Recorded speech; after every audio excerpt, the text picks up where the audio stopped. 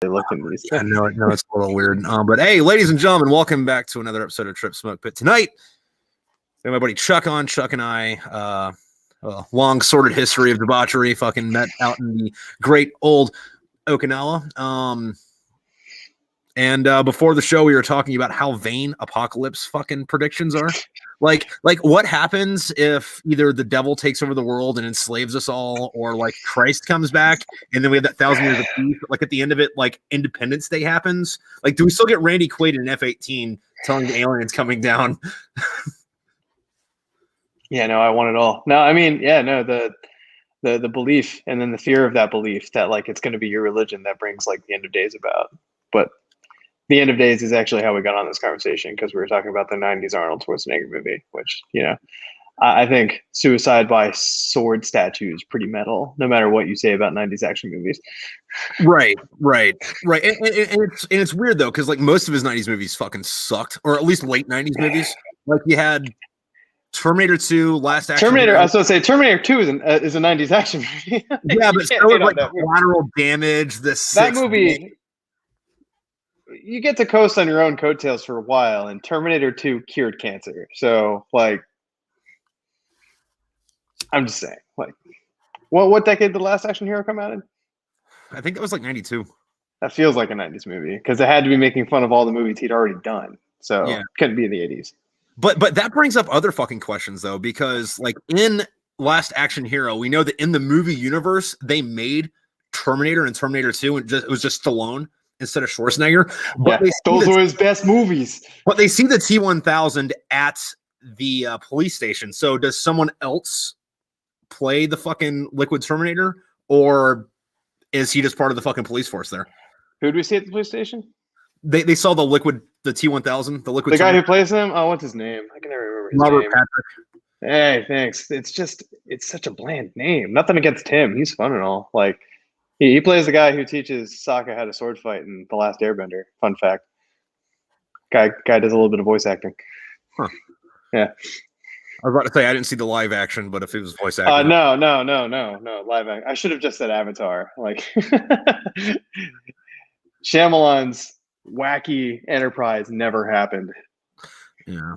Although, now think about this though, like fucking say, like the worst case scenario apocalypse happens. You know, the devil wins and saves mankind, turns everything into this like doomish fucking hellscape, and then aliens invade to like kill off the planet. Do we, as the enslaved humans, root for the demons that have been eating us, or the aliens that are trying to wipe us out? Yeah, is that kind of like, is it enemy of my enemy, or is it like the evil you know, or the devil you know, and the devil you don't, or the alien you don't? Right. Or I don't know who I'd root for in that situation either. It really depends on what the demons were doing to me. Is the torture mostly of a sexual nature? Is the alien probing also going to be mostly of a sexual nature? Yes, but all the demons look like. But you had me at but. Oh wait. They look like what? Danny DeVito. Oh, okay. All the aliens do? No, all the demons. Well, then I'm definitely rooting for the demons. Getting demonic butt stuff done with Danny DeVito for all time. Which if demons take over the world and the torture just gets brought to you, which is just streamlining the process, because now we can torture you before you are damned to hell. And then we also torture you when you get damned to hell. And it's kind of like convection in the like tectonics. It's in the mantle. It's like now when you die, you go to hell, and then they torture you so much that you just rise back up to the surface, and then you live again and you get tortured. Like, it's just synergy, literal synergy. Yeah, that seems like cattle with like extra steps. I mean, I think it's just the plot of Doom. Yeah, but Energon. But in this situation, Doom Guy is played by Randy Quaid's character in Independence Day. Oh my god. Or like instead of just like not saying anything at all, like he shows up and it was like, "Hey, you alien assholes! Chick, I'm back! I'm back! They probed me!" Oh my god, that guy was great. He had like the climactic moment of that movie, which when you look at the cast lineup of that movie, like if you just read the names on the scripts before you went to see the movie, and you're like, "Oh, Jeff Goldblum," like that. He was just in Jurassic Park. I hear he's going to play the same guy. Yeah, but like I'm not really that familiar with Jeff Goldblum though. Like, was he popular enough back then for him to be a selling point in the credits, or is it just like, oh yeah, that guy's in it? The guy from The Fly's in this? All right. Well, no, it wasn't the guy from The Fly anymore. It was the guy from Jurassic Park. Yeah, but which had just come out, and he was practically playing the same guy. I really think it's just because he was buddies with Spielberg, who did both movies. That might have been it. Yeah, like Spielberg did Jurassic Park, and then Spielberg was doing Independence Day, and he's like, "Oh, I need a nerdy, like fast-talking, like, attractive, but not intimidatingly so. I do have to put him next to Will Smith and not be redundant." Right. And like, I need that guy. I need that personality. Like, oh, I just had one of those in Jurassic Park. I'm just, hey, do you want to play the same guy like in this movie? And do you want to say "Must Go Faster" in this movie to do a throwback to that movie literally everyone just saw? What up, Austin? What up, Austin? How's it going? It's going. You didn't say what up to me. Oh, I'm Chuck, by the way. No, yeah, this is Chuck. But yeah, no, fucking it might have been that, but I don't know if it would have been that big of a selling point because like Will Smith would have been the big selling point in that. Well, I mean, yeah, because Will Smith was hot on Fresh Prince. That didn't have a ton of movie credits yet, though. Yeah, and then the guy that played the president in that, I don't remember what the fuck his name was. I think it was Bill Coleman. I remember him being a big deal back then. I never remember his name either. Yeah, because he hasn't done anything we've ever fucking watched besides that. Yeah, and he was playing like a 36-year-old president too, and he was like younger than his wife's actor. No, he doesn't do much. He was in I think he was in Spaceballs. Yeah, no, he was the main guy in Spaceballs. He was in Space. He was the main character. He was Lone Star in Spaceballs. Yeah. When was the last time anybody's watched that fucking movie though? It's been a while. I am a huge fan, but it's definitely been a long time. That is. Hell, he's not one of the top billed casts, that's for sure. While you're looking that up, fucking, I think it's funny how many like great. Bill Pullman, you were right. I like how many like great movies we have like in our mental archive that we haven't seen since the fucking 90s. It's like, this is a great movie, then why don't you watch more? They live in my head rent free. Oh, because there's so many movies. And Netflix throws so much like B and or C rate garbage at me. Like the other weekend I discovered that there was a movie called Velocipaster, and I wasn't not going to watch the Velocipaster. Yeah, people keep seeing me tell me to watch that. I watched half of it and had to turn it off. It was that fucking bad. Oh man, you went in with the wrong mindset. All right. No, you went in. I was going to Evil Dead it, and it just wasn't happening. You went in expecting something other than perfect greatness, which is what that movie was. Like, Come on, man! That movie, Jesus Christ, Vampire Slayer with his fucking skateboarding lesbian fucking harem.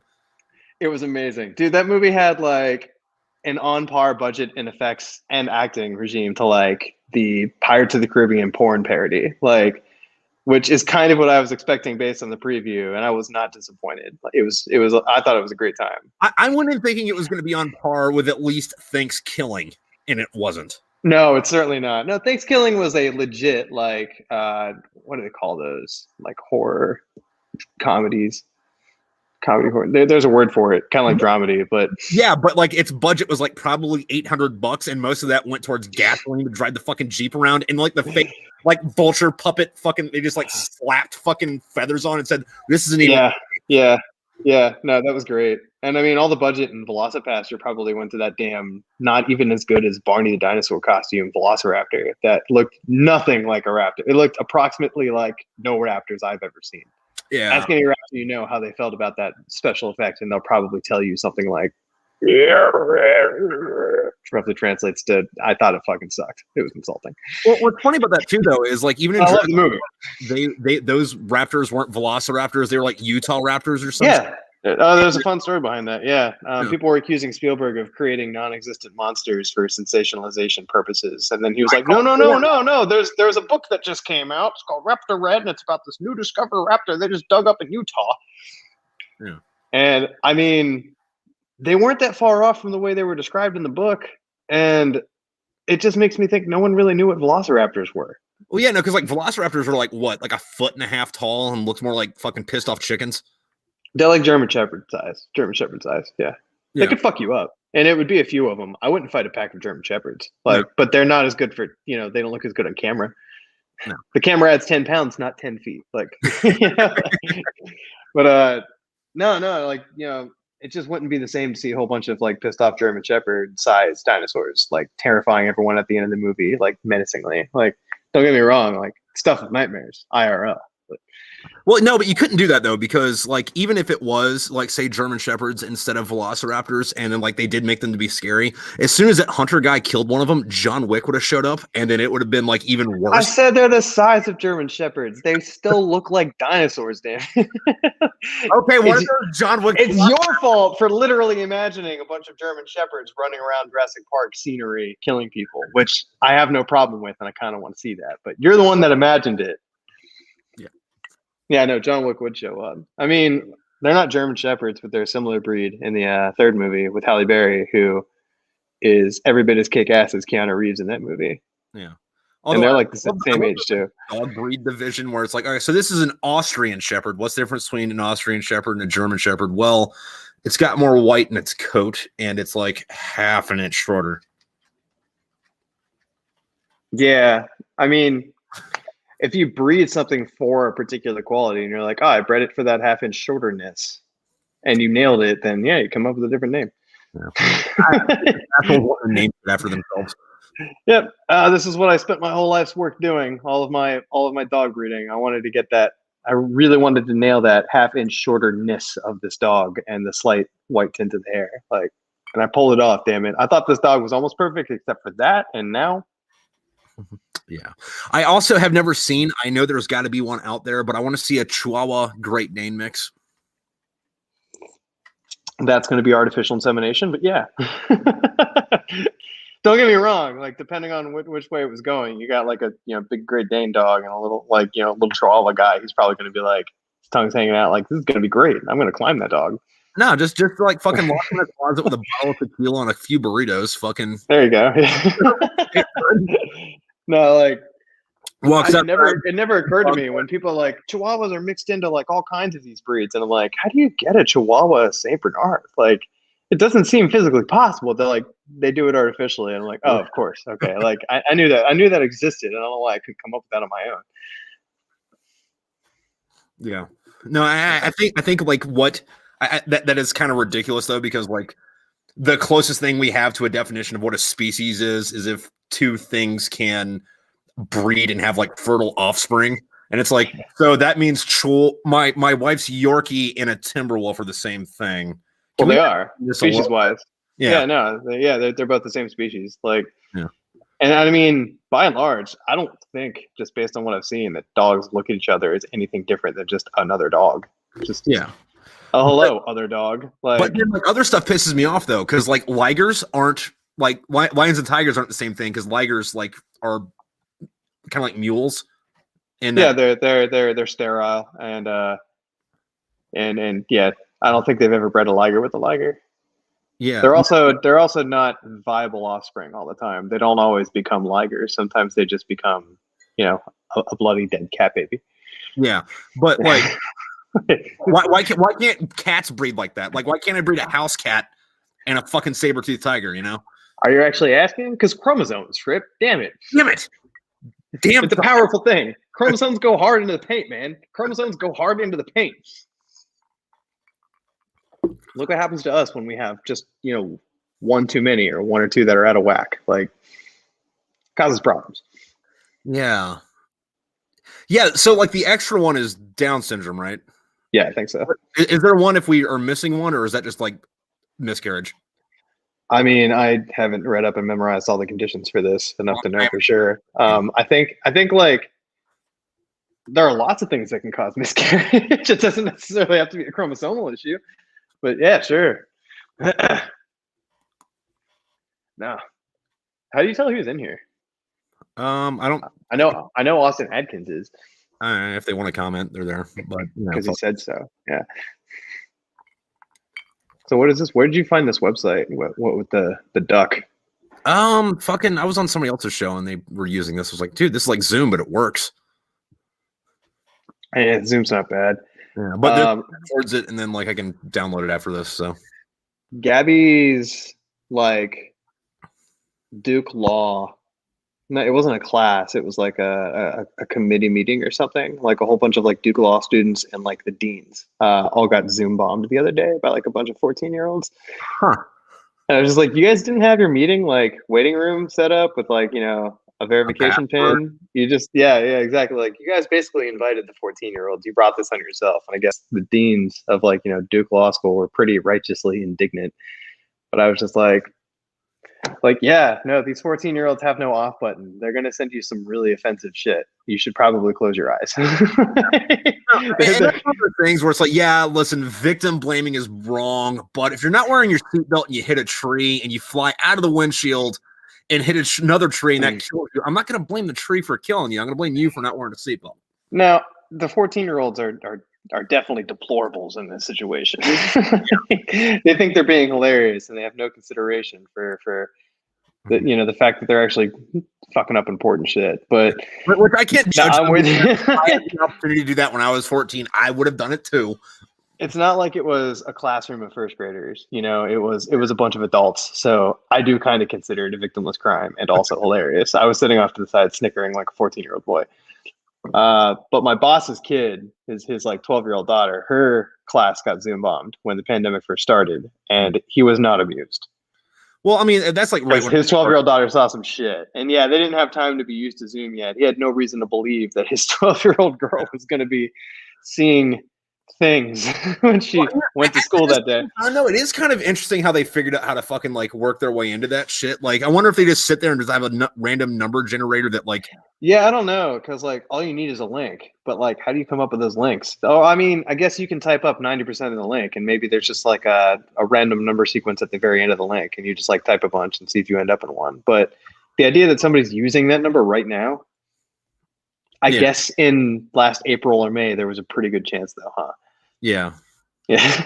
Everyone was on Zoom. Dude, a lot of people still are on fucking Zoom. Like half of my classes are right now, and the other half aren't. And my I was still in school when this all went down. I was on Zoom. My graduation was on YouTube. Yeah, my friend had a random old lady show up in a Zoom class. Nice. Yes. No, but one of my friends now is just like absolutely pissed off at the school about COVID. Like, not because of their implementation of it, but it's like, hey, listen, if I get the shot and everyone in the class gets a shot, we shouldn't have to wear masks in the classroom because we've all got the shot, right? And they're like, well, we don't have a plan for that. And it's like, we're on the ass end of this. We should have a plan for this. And he comes in every day just like bitching because apparently like his like conference meeting, whatever shit is like right before that. And he comes just like, these motherfuckers are not handling COVID. Always comes into the worst mood. Yeah, no, it sucks that you're on the brunt end of that.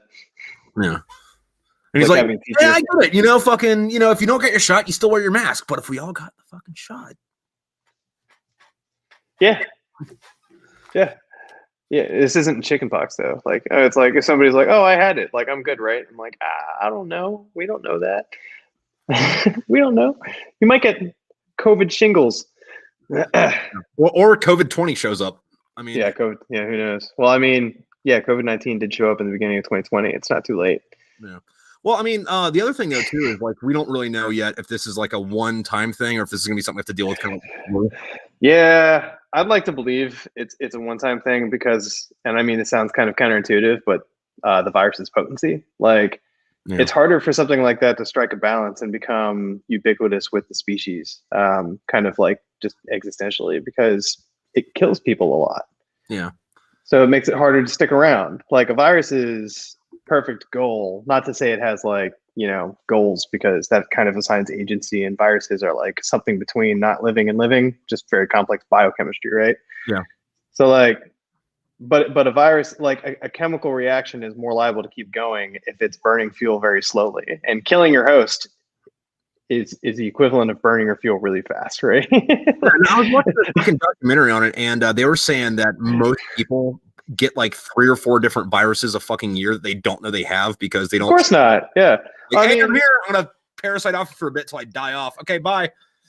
I read somewhere that part of the human genome is like not human DNA original. It's actually like old viral DNA that just affected us so minutely that it just like we bred, and our kids had it, and then their kids had it, and it just never went away, and everyone just like is part virus now. Well, yeah, but like that's what that game was half about. What is it? Parasite Eve. It was like an old PlayStation game, and that was part of the plot. The other part of the plot was mitochondria became self-aware, and that's the powerhouse of the cell. Yeah, Yeah. And then they decided that they were done with humanity. And then you're pretty much Leon from fucking Resident Evil. And you had to go stop. Yeah, you had to go stop mitochondria from staying self-aware. But, with a gun. Yeah. I mean, a gun is a pretty effective way to cure self-awareness. Yeah. It happens all the time. But yeah, no, like one of the issues with COVID-19 is that one of the reasons it was so scary is that it wasn't as deadly as like something like Ebola. Like you're much more likely to give it to somebody before it kills you. Right. But it's not as scary as say like, HIV, where it's definitely going to kill you, but it's going to be a long time. Right. And you've got an opportunity to give this to all fucking kinds of people.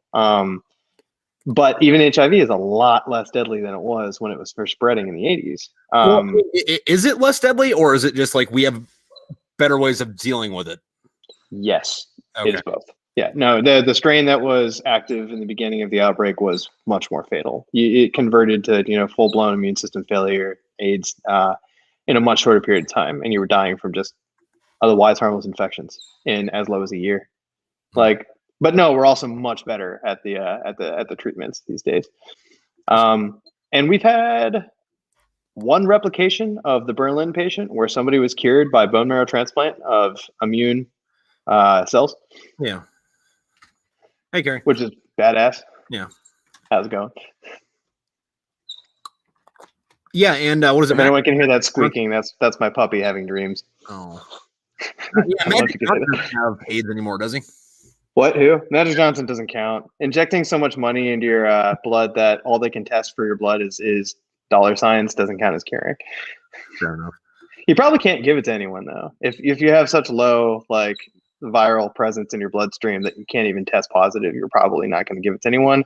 Right. But I personally wouldn't suck Magic Johnson's Johnson to find out. Yeah. Well, it's the other thing. I wonder how he got AIDS. I don't know, man. He's got a Magic Johnson. Yeah, exactly. Oh, the names. Meta World Peace.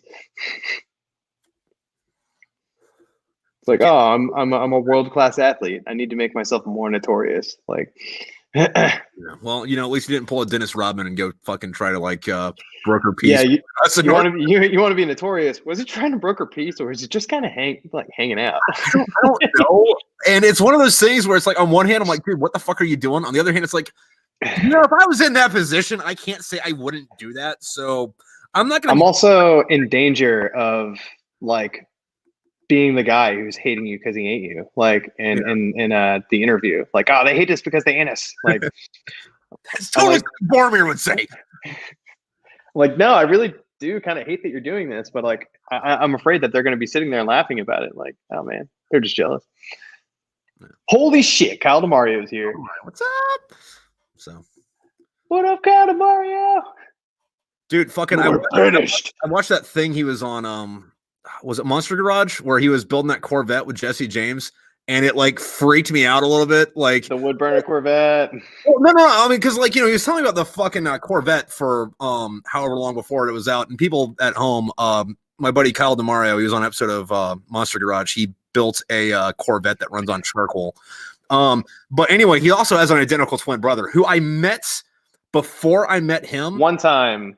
Yeah, 6 years ago or so. Really drunk in my hometown. Yeah. And then I meet Kyle DeMario through my buddy Chuck, and then I think we were on Chuck. And Kyle was like, dude, I want to have a beer with this guy. I'm like, dude, we have had a beer together. And then we got into a punching match outside, and he's like, no, that was my identical twin brother. And it's like, oh, fucking forgive me. But I'm watching this TV show, and they're both wearing the same clothes, and they have the same haircut and beard trim. And I'm like, which one's which, man? Can you guys wear a hat or something? To be fair, Corey was wearing a plaid shirt as a hipster, and Kyle was wearing a plaid shirt as a country boy. They may be identical twins, but they have very different personalities, as all people do. Kari's asking for Patrick Warburton. I don't know if I have it in me tonight. I've been drinking whiskey. Cusco's poison. The poison for Cusco. Poison chosen specifically to kill Cusco. Cusco's poison. Give me that poison. You know what I think it's funny though is that dude is still to this day just referred to as by people who don't know him as Elaine's boyfriend from fucking Seinfeld. I mean, it kind of depends. It's like, which album did you first listen to with Green Day? It depends on what decade you were born. Like, Fair. I always thought of him as a guy from Emperor's New Groove. That's why I rolled with the quote. Yeah, and then Jude refers to him as fucking Brock Sampson. So, I mean. Yeah. You've also got Family Guy. Yeah. Yeah. Yeah. Lots of episodes of that. That show was great. Monster Garage. Dude, that was so fun watching that. Although I would say with Family Guy though, that's one of those shows that probably should have been canceled fucking 20 years ago. Like it was funny until like the surge in Iraq, and then it's like, all right. I'm pretty sure that Seth MacFarlane would agree with you. I think he was like actively trying to get that show canceled when he played an entire David Bowie music video, "Dancing in the Street" or whatever it was, like on an episode. Like that music video starts, and you're like, they're not gonna play the whole video though, are they? And then they do. You keep expecting it at any second it's gonna cut out and go back to the episode, and it just doesn't. It's just 3.5 minutes of David Bowie. Yeah. Isn't that why he started fucking American Dad? To like, he's like, no, I'm gonna be too busy with this to do Family Guy, and then probably, and the Cleveland Show, which I don't think lasted very long. I mean, it's not like he writes it anymore. He's just doing the voice acting thing, which comes to him easily, and because he already invented all these characters and he does half the voices, and he's got a team of very valiant, gifted writers putting the show on air for him while he makes bank. Like, I wouldn't cancel it either, but I don't think he cares about it anymore. I don't think Seth MacFarlane like sits there like petting the Emmys he gets for Family Guy. Like, my precious. Well, I mean, he fucking might. We don't know. Who owns it? Although I do think, his best work is definitely the Orville, which is just like his version of Star I need to see that. Yeah, I know. I've heard really good things, largely from you. Yeah, but B, was it movie 23, where the movie was about him trying to like pitch a fucking movie? I don't think I've seen that. Okay, so I'm sorry, it wasn't him. He was like the writer that was in the room when it happened, but Dennis Quaid is trying to like pitch this movie. In the room where it happened. And it's pretty much a movie about like, I think it's like 8 or 10 different segments of pretty much like Family Guy skits. But there's one where like Hugh Jackman and Kate Winslet are both playing New York socialites and they go to get dinner. But like Hugh Jackman's got a pair of balls on his neck. And he's a Balchinian. Just freaking the fuck out. That's amazing. That sounds familiar. Yeah. When you said 23, I was thinking the number 23, which was Jim Carrey trying to be serious. I like that movie. In the mid 2000s. I did enjoy Jim Carrey in the movie, but it's like I liked it because of where it ended up going. Yeah. I think we're past the like statute of limitations on this movie. Like, if people haven't seen it, Jim Carrey was actually crazy, and the reason he thought everything was a clue is because he was recalling memories of things that he had suppressed. Yeah. Which eerily similar to what is it? Eternal Sunshine on the Spotless Mind. Fuck, I haven't seen that in a while either. Which also like Jim Carrey being serious. I liked that too. That's a better movie though, in my opinion. No. I haven't seen it in longer though. Rough movie, but yeah, no, it makes sense that if you actually did all the things that are making you feel really suspicious about life in general, like that you would make connections, and the connections that he made were arbitrary. The reason he made connections is because he was the bad murderer. But when you like actually look at all the connections he made to 23, it's like, it's so contrived. It's like, oh my God, there are two of us in this conversation right now. Like 2 + 21 is 23. It's a conspiracy. So what you're saying is the movie 23 was the the foundation for QAnon. Yeah, no, roughly. I'm sure it started there. Jim Carrey's character in that movie is Q. Or no. Jim Carrey's character in that movie is somebody who is otherkin identifying as Jim Carrey's character in that movie, not real life Jim Carrey, and that is Q. No, because like fucking the weird thing about like QAnon though is like the first time you hear about it, or the first time I heard about it anyway, I was like, "What the fuck are you talking about?" And then somebody explained it to me, like, "Oh, that's fucking weird, man. Holy fuck, let me go Google that." I'm like, "Oh, you're crazy." Yeah, man, that would have been really cool if that fucking worked. Car says Jim Carrey is worth $2 billion. I'm not surprised to hear that. Well, I mean, he's been fucking knocking shit out of the park since the fucking 80s, man. I hope he's worth something. He's like soft retired though, isn't he? Like, he got to be Joe Biden on SNL for about 5 minutes and then they dropped it, which I thought was sad. I was just happy to see Jim Carrey. Like, yeah, I don't know what what else he's been in besides that.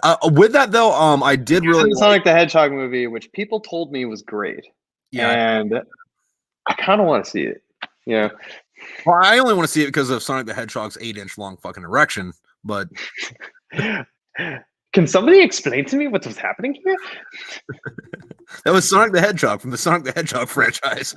Why did it have a 4-foot erection? The internet is a strange place. Yeah, no, but like back to the Saturday Night Live thing, fucking once again, you can say what you want about the fucking politics, but fucking I was really happy with fuck. Alec Baldwin's Trump? No, I because Alec Baldwin's Trump was dope. See, my thing with like making fun of Trump, that was like, yeah, it was funny until like. I mean, it is low hanging fruit, sure. Yeah, that's kind of why I wasn't going in for Colbert's monologues anymore, because it was just more like monologues. But like you've been saying the exact same thing for 4 years, come up with some new material, dude. But my John Oliver didn't bore me. Yeah. Fuck, what the fuck was she played Kamala Harris in the Saturday Night Live shit. She used to be I forget her name too. She's amazing in SNL. Yeah. She's like my second favorite in SNL. Yeah, and she was on a show called The Good Place where she played pretty much like what the judge between heaven and hell is. I just started that show. I am at the beginning of season 2. Okay. And by just started, I mean I binged the whole first season last weekend because it's really funny. Yeah, no, great show. Once again, great to see fucking Ted Danson doing shit. Yeah.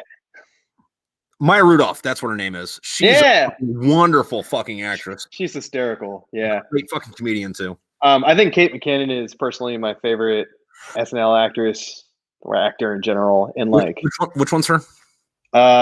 She's the blonde woman who does a whole bunch of like makeup and hair pieces, and like she played Jeff Sessions. She played the Clown. Okay, yeah. Kellyanne Conway hybrid. Like she's hysterical. Like, yeah. I mean, because like I don't watch Saturday Night Live. Watch it. I just. Oh yeah, no, her. Yeah. Yeah, her, yeah. Like I don't watch it. I just catch the clips when they come on fucking YouTube every now and again. Kari, I think your comments are delayed. They might be. We just got the Maya Rudolph, or maybe we're just in the future. This is not appropriate to listen to at work. The Pickle Bro. Tripp, did you advertise this as safe for work? No. Oh, okay. All right. Did you advertise this as not safe for work? Because that is no, but Pickle. He's the last guy I had on here. He's been on a few times. Okay. All right. He knows what's up. I really fucking liked though Kristen Wiig. What were we talking about that wasn't safe for work? Titties, SNL? pussy, titties. Titties are safe for work. Everyone has titties. 3 titties, but instead of nipples, they all have clits. That's not safe for work. Clitties. Medical research. Shock. Clitties are expressly sexual organs. All right. Now everyone's got titties. Not everyone has clitties. Like. Clitties is a trademark of Chuck and Tripp, LLC. Great singer too, Maya. I believe that. Well, she's great at everything. I want to get fired. I want to live dangerously. Yeah, no, but like, what is it like? Obviously, like, so like, I don't have cable, so like, I don't watch it. But then, I kind of dropped off for a long time, like in the fucking 2000s, because like, I'm sorry, what were we talking about again? Yeah. Okay. Yeah. Like, I mean, 2000s was all right, but we also had a bunch of other dumb stuff for like testosterone up teens like us to watch, like The Man Show and Mad TV. I was looking for it. Mad TV was great. What the fuck has Will Sasso been doing? Like, I don't know. I need to look that up. Mad. Who has Kate? I didn't say had. Past tense. Ninjas. Whew. So I've got this whiskey. It's funny that I was literally about to tell you, and then you asked me. It's called Dr. Stoner's Smoky Herb Flavored Whiskey. Now, it's not great bourbon or anything, or even necessarily good bourbon or anything, but it does taste exactly like some of that real sweet Kush weed.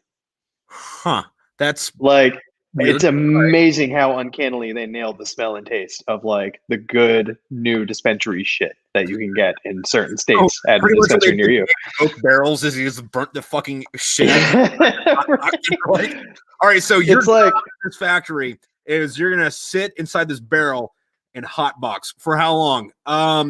Prometheus. We're gonna give you a 401k. Oh, so I'm like staying here. Yeah, here's a fucking pot to piss in, and we'll bring you Taco Bell. Cool, man. Don't threaten me with a good time. No, it's like, normally you're tasting like a bottle of you're tasting a glass of Cabernet Sauvignon. You're like, oh, tannins. Like, take a sip of this whiskey, and I'm like, oh, terpenes. It literally tastes like some good nug, man. Yeah. No, but great.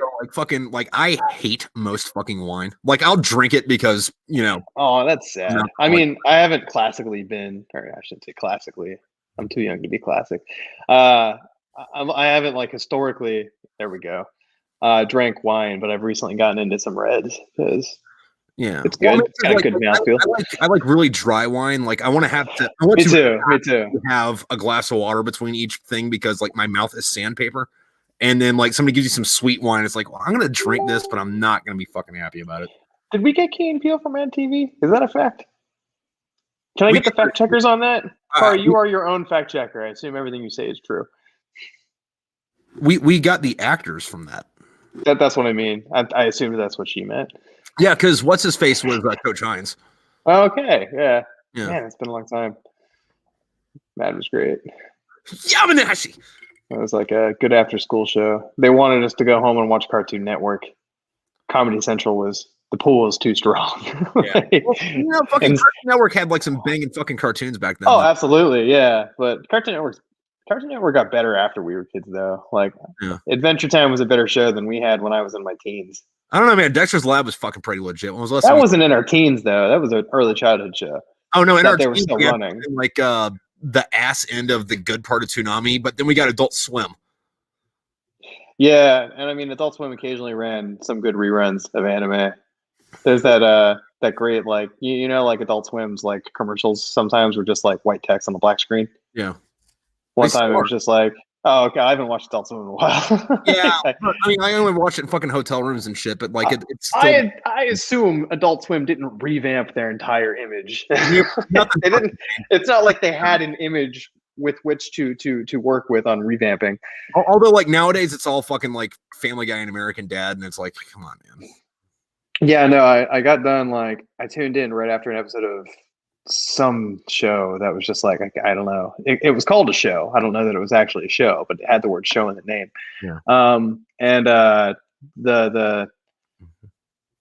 the text on screen was just ugh, and then it was black for a minute, and then it said, "Thank God we still run anime." And then there was an episode of FLCL or something, or Fooly Cooly, and I'm like, "Yeah, Fooly Cooly." There's only 6 episodes of this. They run it all the time. You're bound to catch the whole show at some point. Yeah, probably the same night at one point or another.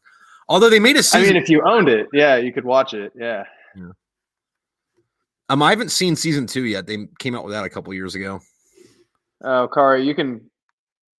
Jude might benefit more from being told that you like him better. You can like Jude better. I'm extremely content with my outlook on life. Dude, Jude's super excited right now. Fucking, I have inner peace. Yeah. So he joined the Air Force after being out of the Marines for a couple years, and he's finally about to go do some big boy stuff, and he's super stoked about it. Yeah, you have to wear pants in the Air Force for 10 years before they let you wear the pants. Yeah. So I'm happy for him. No, I'm happy for him too. I'm glad he found a good career outside of the Marines.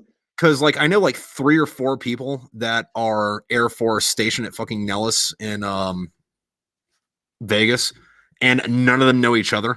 And I've asked them, well, hey, do you know these people? No. Do you know these people? No. Do you know these people? That base is 4 fucking yards wide. How the fuck do you not know each other? I mean, to be fair, you and I didn't exactly explore Camp Hansen. People came to us. If they didn't come to us, fuck them. Who needs them? We went to the smoke pit and we stood there and we drank bottles of Jack Daniels and Bombay gin and smoked copious amounts of cigarettes. And if people thought we were cool, they came and hung out with us. Most of the people that did show up, fuck them. Yeah, fuck them. Fuck you. Especially 7th Comm. Fuck 7th Comm. If anyone hears from 7th Comm, fuck you. Yeah, dude, fucking so we thought I was going to apologize. So we were there drinking, partying one fucking night, and this dude from 7th Comm comes over, and he starts off cool enough, I guess, to not just immediately get his ass beat, but he starts getting drunk and belligerent, and I forget exactly who said what, I'm pretty sure I said whatever it was, but he looks at me and says, "Fuck you and fuck all your grunt friends." So then all my grunt friends get up and kick the shit out of him and then drag him back to 7th Comm, throw him at the fucking barracks duty, and then come home. And then like half an hour later, this dude comes like running down the street, like just like shouting this fucking war cry. And he's like maybe 20 yards away. And we're like, all right, so let's just kill him this time. And then like he comes around this fucking corner and the OOD shows up out of nowhere, clotheslines him, and starts beating the shit out of him. We're like, was that the OD that was like hanging out with us anyway? Like every time he was on duty, he would just kind of like come stand at the smoke pit though. Like yeah, that asshole. He'd come out and be like, yeah. Yeah, no, like the I say really old, but he was probably only in his like mid-30s or something. Yeah. Well, I mean, to be fair, he was like a 36-year-old staff sergeant. Exactly, which is really old when you have a whole bunch of like drunk 21 and 22-year-olds, or at Okinawa, 20-year-olds, hanging out at a smoke pit. Yeah. But no, people, really old staff NCOs coming and hanging out with the youngins, like, feeling fresh, like trying to be cool. It's like, no, it's not cool. It would be like if you went and drank with your teenage kid and their friends. Like, they would think you were weird. Yeah, no, but like this asshole would come up and be like, "Hey, can I see your guitar? I play a little bit." And I'm like, "Oh yeah, sure. Here you go, OD." And like you've been playing guitar all night, so we're like, "Yeah, dude, we're cool." And this dude just like no warm up, just does eruption. All right, cool. Yeah, good night. That's a different OD staff NCO than I was thinking of. That guy was actually pretty neat. There was another guy. He was not a staff sergeant. He was like a gunny or higher even, and he would go like get kicked out of the E club because he didn't have anything better to do with his night. Good for him. Like, and it's like, it's not like you can blend in the E club, man. Compared to all these young and dumb 20-year-olds, you look 50. Yeah. And I mean, he may have only been like 38 or something, but like, it was a rough 38. It was a rode hard and put away wet 38. It was a too many deployments 38. It was approximately several bottles of Jack Daniels 38. My 48th deployment was the invasion of Iraq. Okay, buddy. Yeah. I have a doc buddy, fucking Winter Pendleton. I would like make fun of his chief sometimes, and he'd be like, "Dude, don't make fun of that fucking guy." And turned out this dude was like super hardcore fucking badass. Like, you can never tell with chiefs, they could go either way. Well, like, so he was like, fucking in the Navy forever long. Fucking finally got attached to fucking like, and then he. Keep in mind this is how long ago this was. Fucking he finally gets attached to recon, and then when they invade Iraq in 1991, he was the first U.S. service member to get shot. Oh and man, then, like, I knew where you were going. And then 15 years old later, fucking 20-year-old me's fucking making fun of him and shit. But he's like, "Oh yeah, it's funny." And then he'd like pull Doc into the other fucking room, and then like I wouldn't see him for 2 days. And then Doc was like, "Hey, don't make fun of Chief Conrad anymore." I'm like, "All right, man." Oh, come on. Nobody's immune. There was so much of that fucking like overt badassery in the Marine Corps where like, dude, don't talk shit about that guy. Like you just don't talk shit about him. And it's like, nah, fuck off. Like if you've been through a lot, like I just feel like there's more shit we should be saying. Like everyone's been through some shit. You should be honored. You should be honored. Like, and the way I want to enshrine you is in a golden frame of shit that I talked. Like, which is why I got my ass beat frequently. Because I was a 145-pound fucking Lance Corporal who cannot keep his mouth shut. Yeah, but like one of the things that's like missing from like I guess like what makes you more of a complete human being is getting punched in the face every once in a while. Like as long as it's not fatal or anything. As long as you don't have somebody like falling off a bench and back headbutting concrete. A punch in the face is almost always character building. Yeah. Like sometimes you just need to be popped in the fucking lip, Yeah, exactly. I'm not trying to punch the back of your head through your face here. Right. I'm punching you in the face. The face is the target. Yeah, because you said or did something stupid. And then immediately you're like, "Oh fuck, I did something stupid." Like I don't think actually I take that back. I've been punched in the face a lot. But most of it was like you don't say. drunk with my friends, and like it was like, well, if we go fight other people, we're gonna get in trouble. Let's just kick the shit out of each other. 29 Palms was its own fucking thing. Outside of 29 Palms, though, I don't think I've ever been punched in the face once where learning wasn't occurred.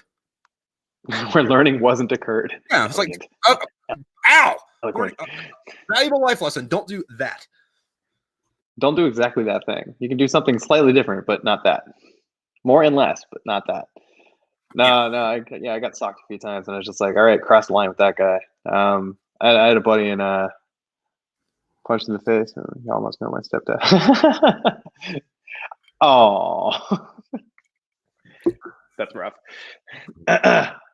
Actually, my dad punched me in the face more than anybody in high school, but it's also because he was my boxing coach. So it was kind of like sanctioned. Yeah.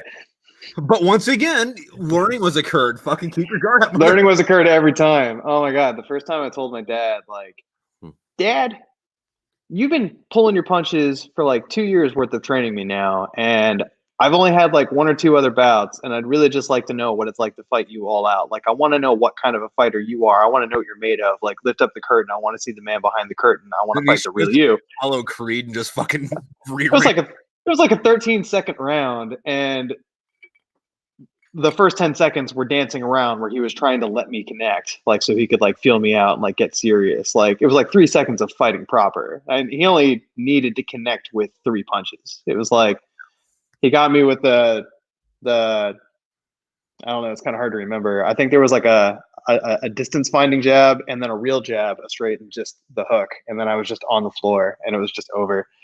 Like, if Kyle's still in here, he knows my dad was kind of a monster in the boxing ring, especially for how light he was. Like, the guy was just, well, yeah, it's hard to hit. You thought for a while that he was going out of state to not go to fight clubs. I'm actually still pretty convinced that he did go out of state to fight. It wasn't fight clubs; it was sanctioned boxing matches. Oh, okay. But I don't think it killed him. I had this conspiracy after my dad passed away. For people who aren't read into that, my dad passed away in 2010. I had this conspiracy theory that like my dad like was deranged from being punched in the face too many times near the end of his life. I don't think that was true. I think he was fine. He just really liked boxing. All of his friends who were also in their 50s said it was kind of dumb that he wouldn't stop boxing.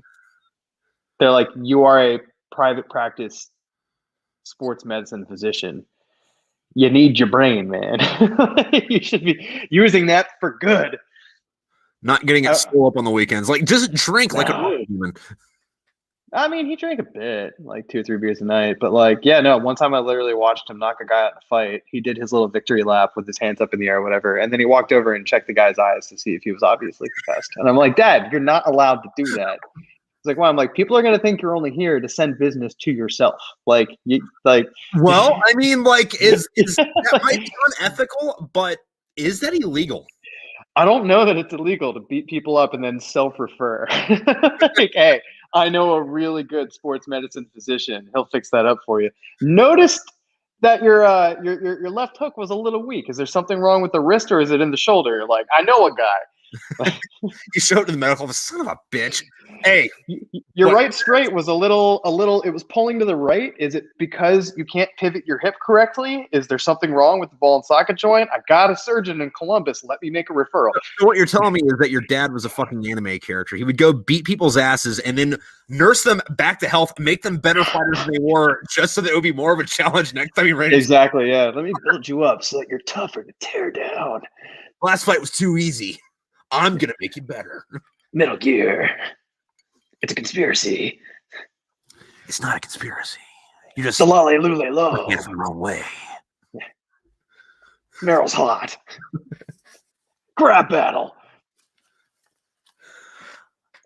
I'm stuck in a cave with some type of crab. I don't know if I'm going to get out of here. Look at those massive claws. They could chop through a tank. Although from practicing, that voice, trying to get better at the smooth Metal Gear accent, what I have noticed is that it works better with a little bit of a growl in the back of your voice. However, with that growl in the back of your voice, it's a little bit too easy to go somewhere else with this conversation. We're going to talk about this shadow government out here sending in commandos to take down these nuclear warheads sanctioned by the Chinese. I mean, the stuff that was true in the Metal Gear Solid franchise would definitely have Alex Jones shitting himself.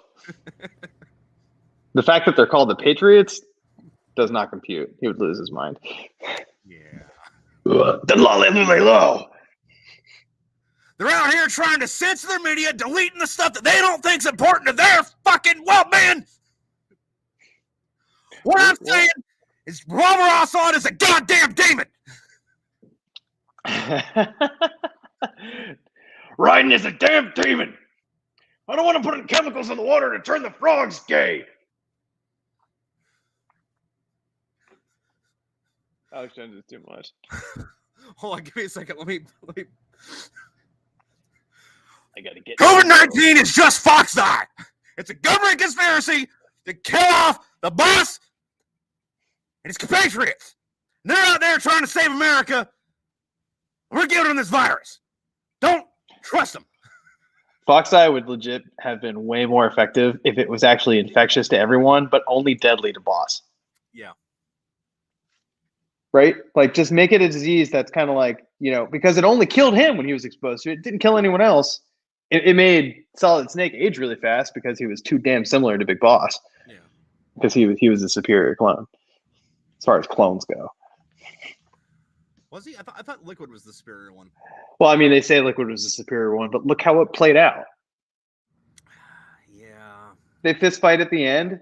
Oh, no, that wasn't even Liquid and Snake. That was fucking Ocelot. But, no. Liquid didn't even survive the first game, so he's not the superior clone, clearly. Yeah, well, it's kind of like Vegeta calling himself like the Prince of Super Saiyans, or Shadow the Hedgehog calling himself the Ultimate Light Form. You can beat that drum to death, but if you lose your first fight against your nemesis, like Forceful Good Guy, aka Sonic or Goku or Solid Snake, you're not the superior version. Okay. Sorry. Did you watch Dragon Ball? Yes, I watched Dragon Ball. Okay, I remember the Red Ribbon Army and Launch and her sneezing. Okay, well, then I will remind you of something. And for those of you, it has been a while though. I might not remember this. I'm gonna throw some brain knowledge back down your fucking thing. So, Goku is dropping knowledge bombs on your asses. So Goku is married to Chi-Chi. Chi-Chi's dad, the Ox King, is a legitimate monarch in that universe. Whatever kingdom he's in charge of, I forget what it is, makes Goku legally a prince. That's right. He's literally the prince, but not of Saiyans. He's just a Saiyan prince. But he is a Saiyan prince. He is a Saiyan prince, and he's the best Saiyan. so he can go so far to say he's the best Saiyan prince. But Vegeta's really cute. So yeah, dude. One of the other things I think is fucking hilarious too is everybody that parodies fucking Vegeta always does this voice, but they don't remember like the season 1 where Vegeta shows up and he's got this weird Power Rangers evil voice, twirling his mustache. You have no real super sandwich. You let that Vegeta alone. You let that Vegeta alone. Fuck, I was trying to do Goku and I did Krillin. Oh no! Yeah, no, you did Krillin. Yeah, you didn't even do the fake Goku. You just did the fake Krillin. Space Suck! Quack! My favorite part about DVC Abridged, though, was, the Krillin fucking got owned count, that pops up. My favorite is it exploding in the DVC Kai Abridged. Yeah, well, no, there was that episode where he finally takes Android 18. Pickle Bro sounds a lot like Piccolo. Just but out there. There was that episode where Krillin finally bangs Android 18. She takes his pants off, and like the Krillin kill count goes to like -1,000,000 because apparently she's 3 feet long. She's 18, which is also kind of funny because if you think about it, Krillin's the strongest human. Absolutely, humans are little broke back bitches. Yeah. And then like other people are like, well, Tien's a human. It's like, no, he ain't. He's something. This makes me question it. Yeah. Yeah. Is it, did he just like achieve such maximal psychic capabilities that he literally opened his third eye? Yeah. Is that what's up? Oh yeah. The Frieza's move. Hey Vegeta, do you remember that? That's Frieza's move. Oh, I literally misread it.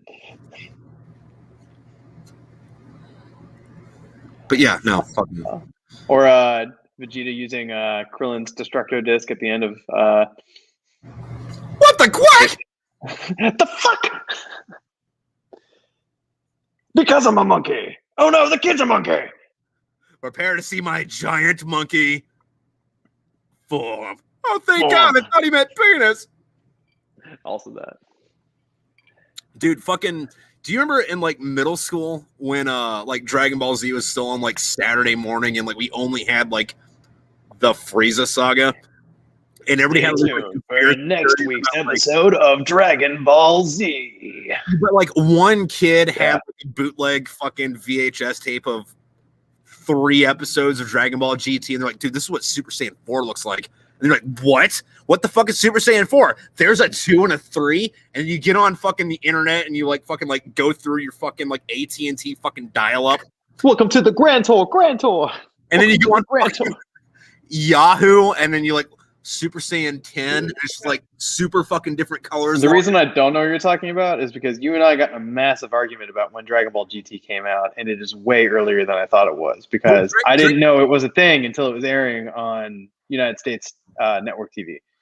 Oh, yeah. Yeah, no, we did have that conversation. So I was allowed to blissfully think the Dragon Ball Z was cooler much longer than it actually was, because it took me a long time to actually get to the end of the Majin Buu saga to watch that dumpster fire truly ignite and fall apart. Yeah. I mean, I personally think they should have ended Dragon Ball Z like a few episodes before the end of the Frieza saga. Just like, did Goku die? I'm all right with the Cell saga. The Cell saga wasn't terrible. The Cell saga was an okay thing to do one time. But like, you know, Majin Buu, like, oh, we have another super regenerating villain. It's like, well, it's kind of like Superman movies when the enemy isn't another Superman. Any of the rest of them suck. It's like Superman 1 and 2. Man of Steel was fun. I will give it fun. I'll even give it really good fun. Man of Steel was good fun. But like other Superman movies, it's like, you know, like Superman's fighting somebody. If they're not Batman, where they can't use their brain, and Batman v Superman was a mess. And I will say that Batman vs Superman's worth watching one time. I don't even know that I would recommend spending money on it, though. Oh, no. I mean, like, yeah. If you've got somebody like with the DVD, if you know anybody who still has DVDs lying around, and they're like, yo, you want to watch Batman v Superman? Like, I've been hyped about it since I saw the logo on the wall in I Am Legend. And you're like, yeah, I guess I've been putting this off long enough. And you decide to watch that movie, prepare to be a little confused and enjoy a few good action sequences and enjoy Ben Affleck acting. What was that on the wall in fucking I Am Legend? Yeah, there was a teaser for Batman v Superman in I Am Legend. Huh. Yeah, I don't remember. Which would have been like 2007? I don't know. It took him a while to get around to that movie. Yeah. Have you ever seen a movie called Omega Man? Certainly have not. Okay, so I Am Legend is a remake of a movie from the 30s. I don't remember what that's called, but there was another remake called. Well, there was also a book. Yeah. But Omega what came first like remake of the movie. But it had Charleston Heston, and he was driving around in a Corvette and just like oozing them out of the fucking side of the car while he was driving around. But also the vampires were like those like I'm sorry, the zombies were. Well, in the book there were vampires. Yeah, and they could talk. I never read the book, but I read the Wikipedia article.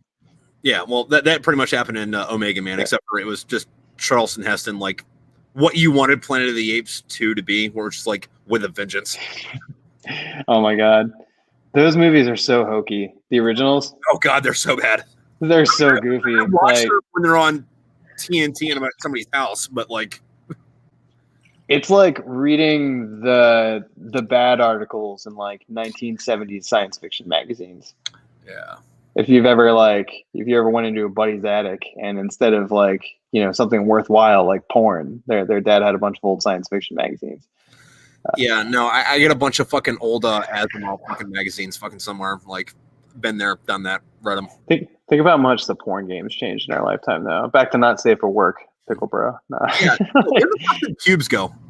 I used to like, you know, the family computer that had internet was on the first floor, and it was in this room that was literally all windows. It was like, it was just the window room. They called it the sun room or the sun porch, if you will. Yeah. But that was the computer with internet that I had access to. Couldn't use Dad's work computer. He was physician, like, you know, patient confidentiality and shit. So if I wanted porn, the smart thing to do was to take floppy disk, insert in disk drive A, I could load all of 15 or 16 pictures onto that thing. It took a while. I had to watch them download meticulously in a background window. And while they were downloading, I would put them in a compressed file that was zipped and password protected, because you could password protect zip files. And then I would load that compressed into the floppy disk. Take the floppy disk up to my Windows 98 in the bedroom that did not have internet. Load the floppy disk into the Windows 98.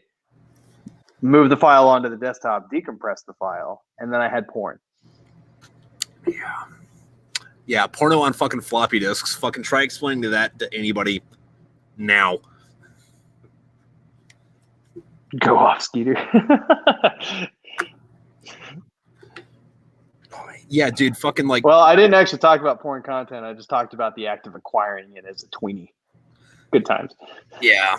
Yeah, it was either that or like, you know, being fucking like 14 or 15 and having just enough facial hair to be like, hey, yeah, I'm totally 18. Let me buy this. It's like me now. Yeah, but I had that facial hair when I was fucking, 14. So I'd be like, I sure didn't. Here's some cash. I'm like, you're 18, right? Yep. All right. Didn't always work, but every once in a while. I got carded to see Deadpool. Really? And like, granted, I was like clean shaven. I honestly think it was Deadpool 2 for that matter. So it was like even 2 years later in my life. I went to see Deadpool 2 with my siblings, and I got carded by the 16-year-old girl working the ticket stand. And I was like, now listen, I'm not old enough to see this movie, but I need to see your ID, sir. Yeah, exactly. I understand being carded for booze and cigarettes. Cigarettes is a little closer, but like booze, absolutely. Like, you can't guarantee that I'm 21, especially when I'm clean shaven and have like, I probably had a fade at the time. Yeah. I kept that going for a few years into college because I thought it was cool, but I wasn't doing it the military way anymore. I had like all the hair and I was like slicking it back. Yeah. Whereas like now I'm going for like what's the name of the best friend of Corey Matthews from Boy Meets World? Is it Sean? Oh yeah. That's what we're doing now. You know that one chick's doing porn now. Huh? That one of the chicks from that's doing porn now, not Topanga, the other chick. I wish it was Topanga. Me too. The regular chick, like she's like fucking getting sexual awakening. Dog fart right now. Bummer. Some people are into that. Like fucking. Hey, no kink shaming here, man. If that's what you want to do, you not do. At all. Not at all. It's just What do you want to do with your Friday night? Yeah, I just do wish it was Topanga, so I wouldn't have to like go to the fucking. Exactly. I just wish it was Topanga. Yeah. Oh, Topanga. Topanga. Topanga. Bangladesh. Yeah. Now, there's only one way to keep things fresh. I still love that was Steel Panther in that fucking music video, though. He didn't even sing in that video. He sang, not in the video, but in the track for 6969. Yeah.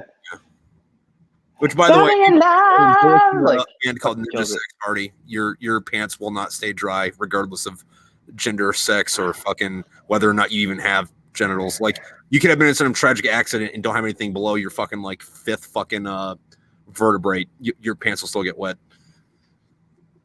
You could be the bad guy from the Wild Wild West and still get a fucking erection, or wet pants or whatever. Who was that again? Which former Confederate was that guy? I think they just made somebody up. No, I don't think they did. Really? No, I think they like pulled from history. I don't know. It's been a long time since I've seen that movie. You know how Will Smith ended up with that movie? He turned down The Matrix. Yeah, I saw that. He regretted that deeply. He was like, "Nah, The Matrix seems a little too cerebral. I'm gonna do the summer action blockbuster." And then he was furious with himself because for like a decade after that, all he was allowed to be was the save the world summer blockbuster action dad. Like, yeah. He ended up doing iRobot, which iRobot was originally, it had nothing to do with Isaac Asimov. Which, if you've read iRobot, which is a collection of short stories by Isaac Asimov regarding artificial intelligence, you would know that the story in that movie is not in there. Yeah. So you're like, oh, why is this iRobot? Where did this come from? This wasn't one of Asimov's shorts. Ripped off some of the rules, but that was about it. No, the only thing they really ripped off was the 3 laws, and that was just to shoehorn it into the Isaac Asimov universe so they could call it iRobot.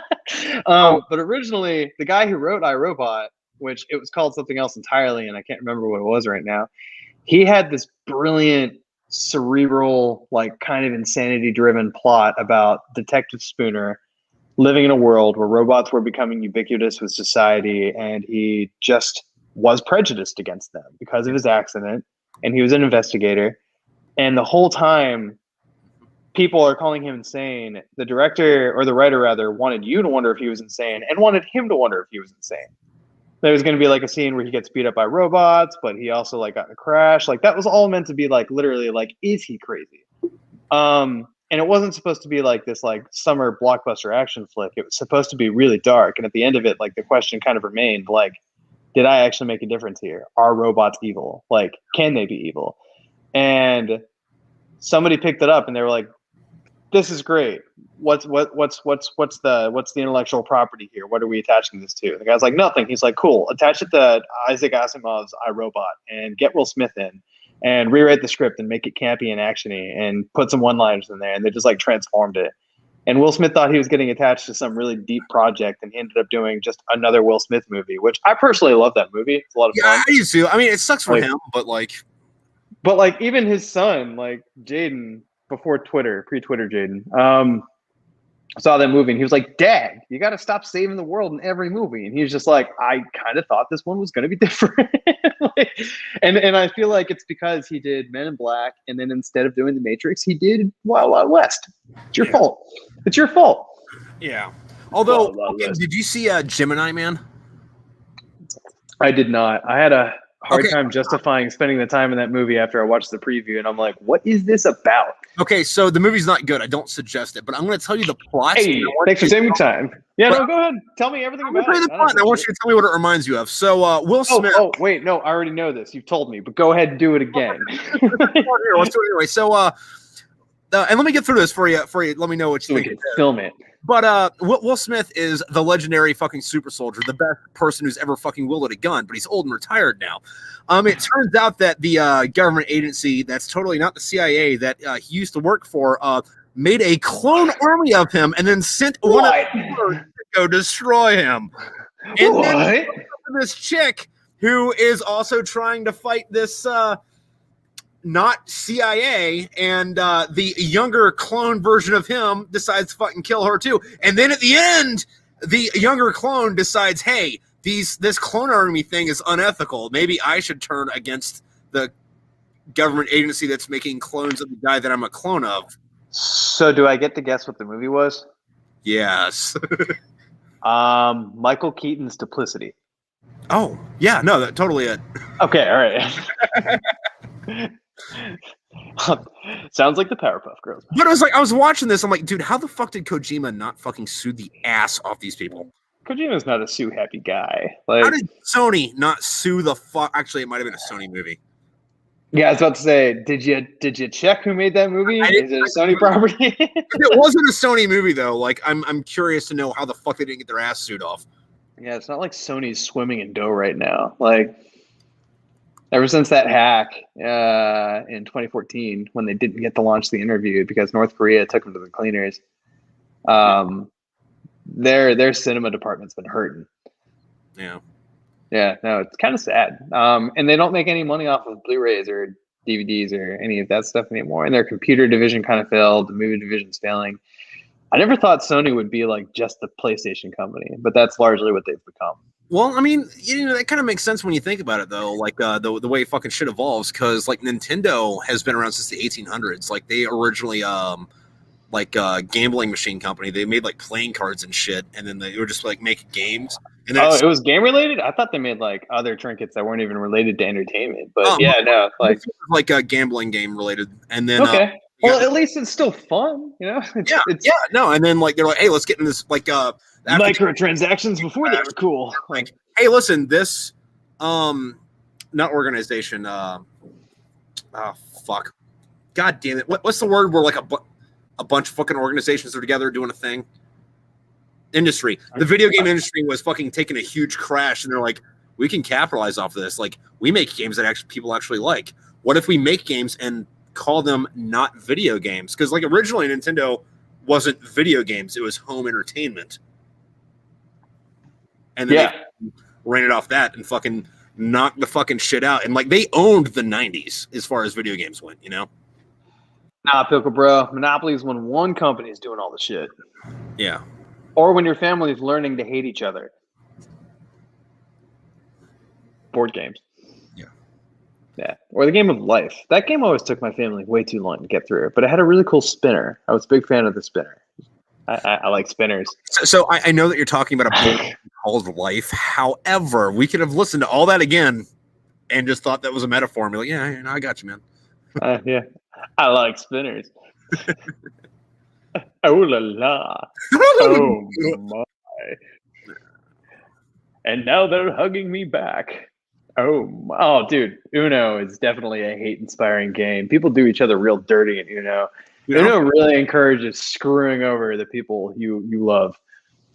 Monopoly is just kind of, it's incidental. The game's not trying to make you hate everyone in the room. It's just, you can't help but become enraged when you're playing this game against other people who are playing it effectively or even ineffectively. If everyone else in the room sucks, you still get mad.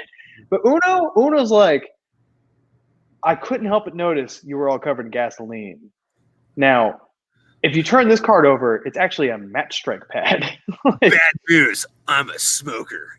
Yeah, exactly. Like, couldn't help but notice that, you know, one of the rules of this game is everyone has to be covered in gasoline and holding strict matches at all times. Like, speaking of old games though, fucking God, no, Uno reminded me because I haven't played Uno since reverse, and collect 4, and just a couple of cards that just like absolutely aneurysm induce and raging. Like, right. But like that kind of reminded me of like childhood fucking shit, like high school and back stuff. And me and the wife were driving out to go get groceries the other fucking day. What's that? That's my freezer. I'm sorry. Oh, it'll go for a minute. My aliens, but no, fucking Don't threaten me with a good time, Chief. All right. But we were driving to get groceries, and, you know, it's like pouring rain outside, and we see this, like, kid out in a field just, like, staring at the fucking sky, like, just hanging out in the rain. And, like, my wife's like, what the fuck is that dude doing? I'm like, what, you haven't ever been, like, a depressed high schooler just, like, staring at the sky because, like, life sucks? She's like, no, I was too busy getting drunk with my friends. I'm like, and then, like, I'm driving, I'm like, yeah, no, I totally haven't ever. No, I get you. Yeah. Yeah, Tripp, your wife definitely strikes me as the kind of gal who had friends as a kid. I'm sorry to break it to you. Tables have turned, motherfucker. We met one of them at a bar the first night I came to your hometown. Not your hometown, but her hometown. I'll finish it. Yeah. Oh gosh. I've been doing some good work on this weed whiskey. But yeah, no. I went to visit Tripp up in the boonies, in BFE, if you will, and he was in a smaller apartment at the time. He's got a nice house now. Big fan. I didn't need friends. I had a fedora. Good thing you didn't need them. It was probably a triplet though. Oof. Oh, no, it's funny. He posted about that, I think, on TikTok earlier, and he's like, well, yeah, blah, blah, blah, whatever. And Pickle now is like a big fucking dude. Like, you look at him and I'm like, oh, so you've been raised on fucking corn, and like the only thing you've ever done is like chuck hay. It's like, this is me in high school. He weighs like your weight. Nice. Like, he's got like a black shirt and a fedora, and it's like, hey, I represent that. Yeah, just laugh react, because that's the nicest thing you can do right now. That's great. Yeah, I love it. No, man, I was in high school. Got it. You think I'm a skinny bitch now? I was a real skinny little bitch in high school. Holy shit! Like, especially for the first few years.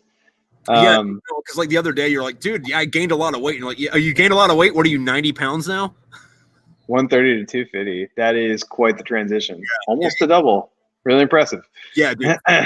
Big jacked motherfucker. Right on. Live your best life.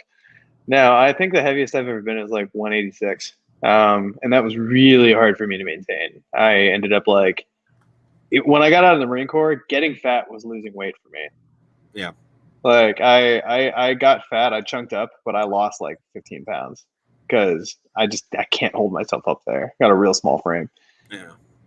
Like the first few years I was in the Marine Corps, all we did was CrossFit, and I was like 140 the whole time. But yeah, as a 22-year-old man. But anyways, yeah, Tripp's town. Wife, stomping grounds, bar. Went to a bar. Met people at bar, fun bar.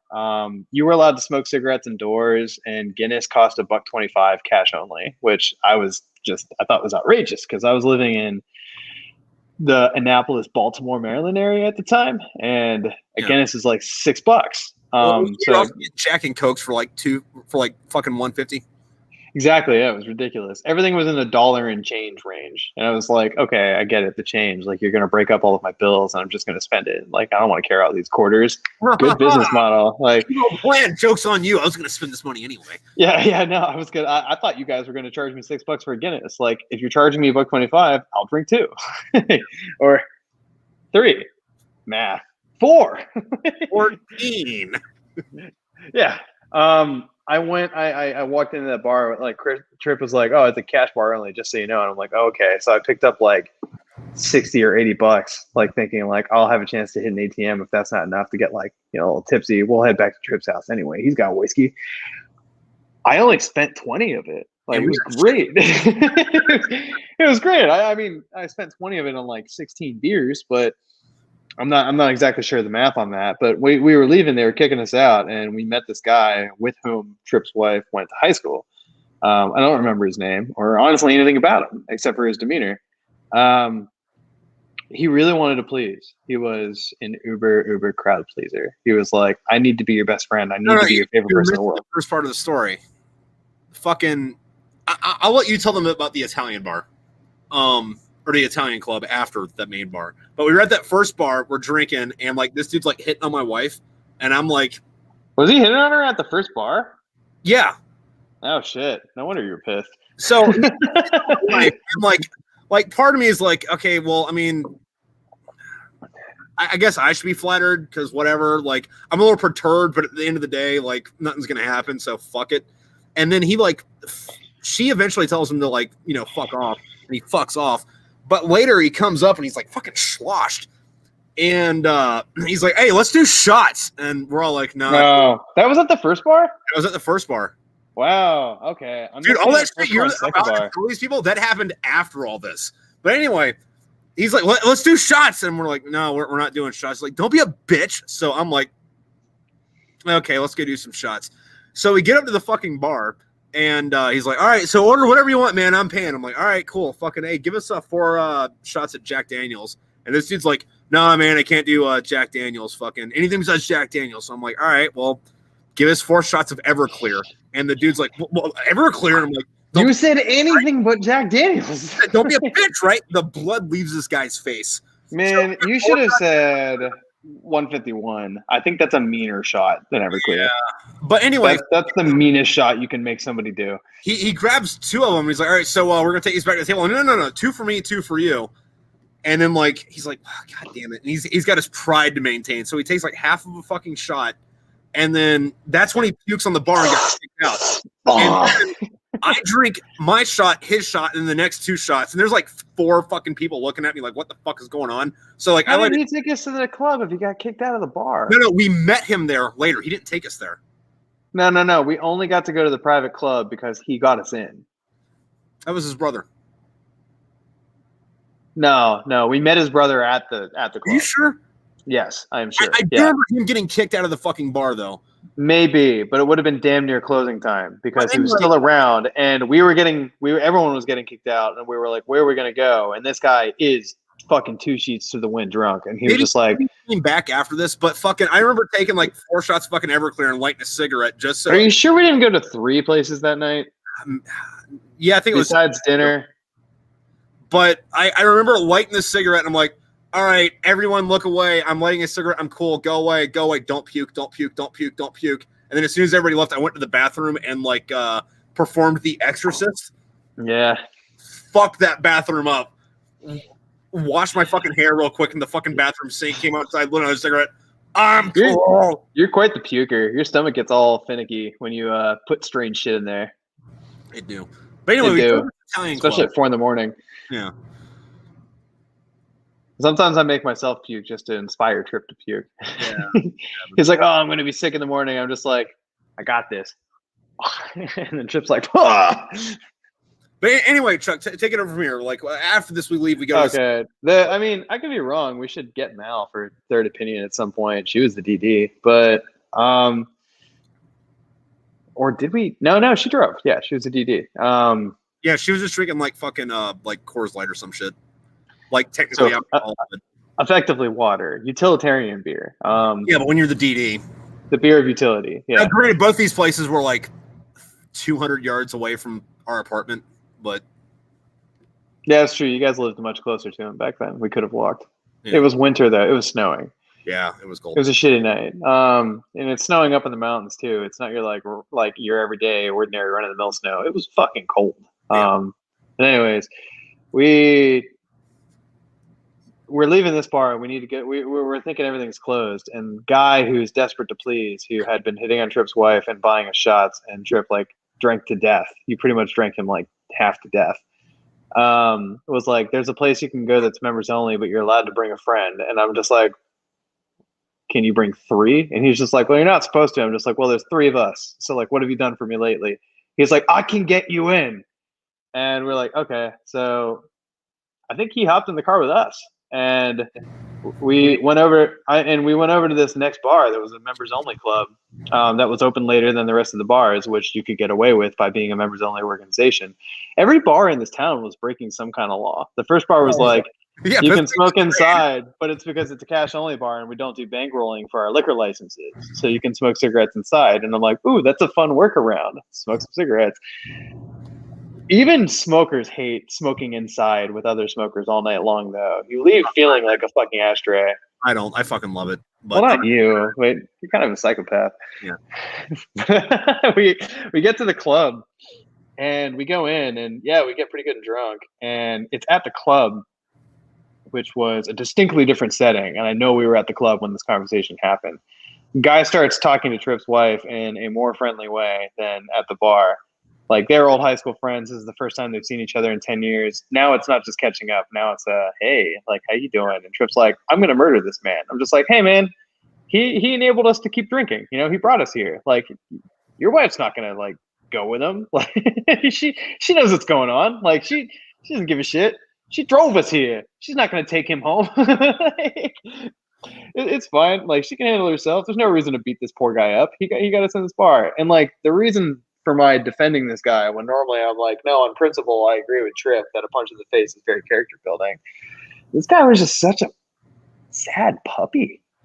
He just really wanted to make everyone happy. He was just like, I need to be your best friend. And it got really bad when his brother shows up. Tripp mentioned his brother.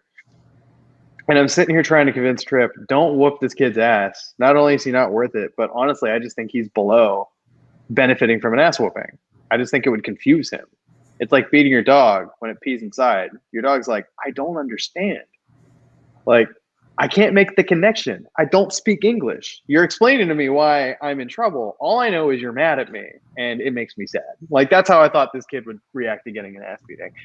His brother introduces himself to us, and he's like, these guys are my friends. I met them at the other bar, and I brought them here so that they could get in. And his brother is quiet for a second, also shithouse drunk, takes a sip of his beer and says, they would have been my friends if I met him first. They would have liked me better if I met him before you did. I would have brought him here too if you hadn't. And like, literally, they were the same. And they just started like competing with each other for our love. And Tripp and I just look at each other like real slowly. I'm like, these brothers are the same guy. They're obnoxious in the same exact way. It was really something. Like, never seen somebody so competitively like, no, you're gonna like me, and like do it in such an unlikable way too. It's like, what's so bizarre about that shit? Like, yeah, the only thing I really remember from the fucking Italian club was like, I went to the bar to try to order a drink. And I'm like, well, you're not a member, so you can't actually order the drink. You have to get the sponsor. We had to get him to get us drinks. Yeah, and then I come back and I don't remember what it was, but I said something. Like, all right, well, so that's why you didn't beat his ass. Well, no, that's why you convinced me not to beat his ass, because I was like, hey, listen, I can't buy beer on my own. Fucking have to have him buy it for me. I'm gonna take him outside, and you're like, no. I need the beer. You need the beer. Beer was worth more than an ass beating. It was also the first time we'd seen each other since mutually getting out of the Marine Corps, since our road trip. Oh yeah, no, I'm sorry. I was thinking of other shit. Yeah, no, all those other times I was still in. You were on terminal leave when I saw you in Annapolis, and we had a bunch of people in my place, and we went to Annapolis. I didn't take terminal. Oh, you didn't take terminal? No. So you were fresh out.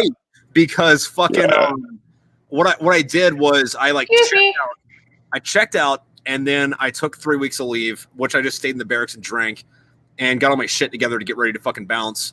And then my last week in the Marine Corps was like the last week I had in the Marine Corps. I didn't have any leave, and I didn't get a hair. I haven't had a haircut since a month before I got out of the Marines. Are you shitting me? That's why it's so long. That's incredible. But fucking, I was sitting in the S1 waiting for my DD-214, and my hair's like long as shit for like Marine Corps standards, right? So like the hair on the back of my head's like probably a quarter of an inch long, you know, which is a fucking. How do you share this link to people? You can't do it on here. You'd have to go to where it's streaming on YouTube and share it from there. Oh, I was gonna ask you to send it to my brother. But anyway, fucking. Don't worry about it. No, that's cool, dude. But anyway, fucking, I'm hanging out in the fucking S1, like ready to get my shit, and my first sergeant comes up and does that thing where he like rubs his finger up the back of your head because like first sergeants like fucking do that. And he's like, "Hey, Edward, fucking ball all this, ball all that, you fucking shitbag ball, whatever. Why don't you go get a fucking haircut?" And I'm like, I will in a few minutes, but I gotta get something from S1. It's really important. And then like I sit there while he's fucking chewing my ass, and then I get my fucking paperwork or whatever the fuck it is, or I get my DD-214, and he's like, "Hey, so are you gonna go get a haircut?" I'm like, "No, Dave, I'm fucking not." And he goes, "No, Dave." Blows the fuck up. I show my DD-214. I'm like, "I'm out of here." And he's like, "I better not ever fucking see you again." I'm like, "You're fucking not, Dave. You are never gonna see me." I don't know, Dave. Dave. It was a good time. That is a good time. You ever watch that YouTube show Gale, which is like a guy who lives up in like New England, dresses up as, you know, a New England yuppie mom, and just like it's fun. No bueno. But thanks. Found the link. Yeah. What a guy. What a guy. It's fun because her husband is named Dave, and she always says things in that voice that you use, Dave. But no, it's pretty funny. I'll send you a link to that sometime. It's worth binging the first 10 or so episodes because they're only 2 minutes apiece, but eventually it does get old. But the guy is really funny. He's like a funny internet comedian. No, but I was gonna say, fucking, speaking of Dave, I think the character's name's Dave, but I'm not sure. But my wife's been watching a show called Transparent, and it's about this dude that like decides that like he wants to, you know, become a woman, but he's like 60 years old, and it's supposed to be kind of like a comedy drama, and his like kids kind of like don't get it, and he's like, "Well, this is who I am," and his kids are like, "Well, why didn't you do this like, I don't know, 30 years ago?" And he's like, "Because it was the fucking 80s and that wasn't cool back then." And it's one of those shows that like, as much as I am against fucking like the whole like SJW thing, I shouldn't enjoy it as much as I do, but I'm like, no, I think this has got a good point. Well, I mean, you shouldn't be against the warfare. You should be against ridiculousness, like you are in anything else. And I think like hating on that bleeds together, you know. Like sure. I mean, the bigotry is usually more wrong than the overcorrectional like social justice warfare, but some of the overcorrectional social justice warfare is certainly wrong. Like right. I believe in like pretty much.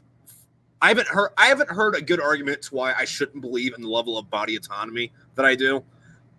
And I will say that like this is just as fucking stupid on the left as it is on the fucking right. But like both sides of the argument are like, dude, can you guys just like shut up and stop bitching about shit that doesn't fucking affect you, so I can enjoy the fucking thing I'm trying to enjoy?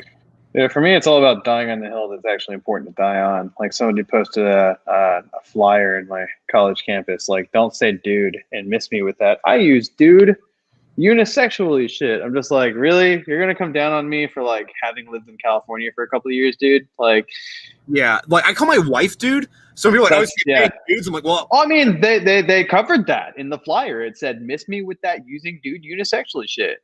They covered that, Tripp. Like, you know, don't fall back on that argument. It's already burned. I'm gonna fall back on that argument because I called my wife dude during sex. So, dude, miss me with that shit, dude.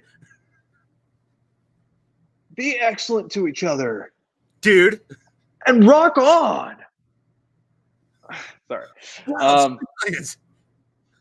I need to watch the new Bill and Ted's Excellent Adventure. Yeah, it can't be upsetting. I'm not going to be mad after watching that movie. You know, I got to see it. I mean, I might be a little upset that George Carlin's not there, but well, no one's perfect. I'm expecting it to be a fucking complete dumpster fire that's bullshit and shouldn't have been made. And if it's anything better than that, I'll have a good time with it. Exactly. Calls the boyfriend dude. Yeah.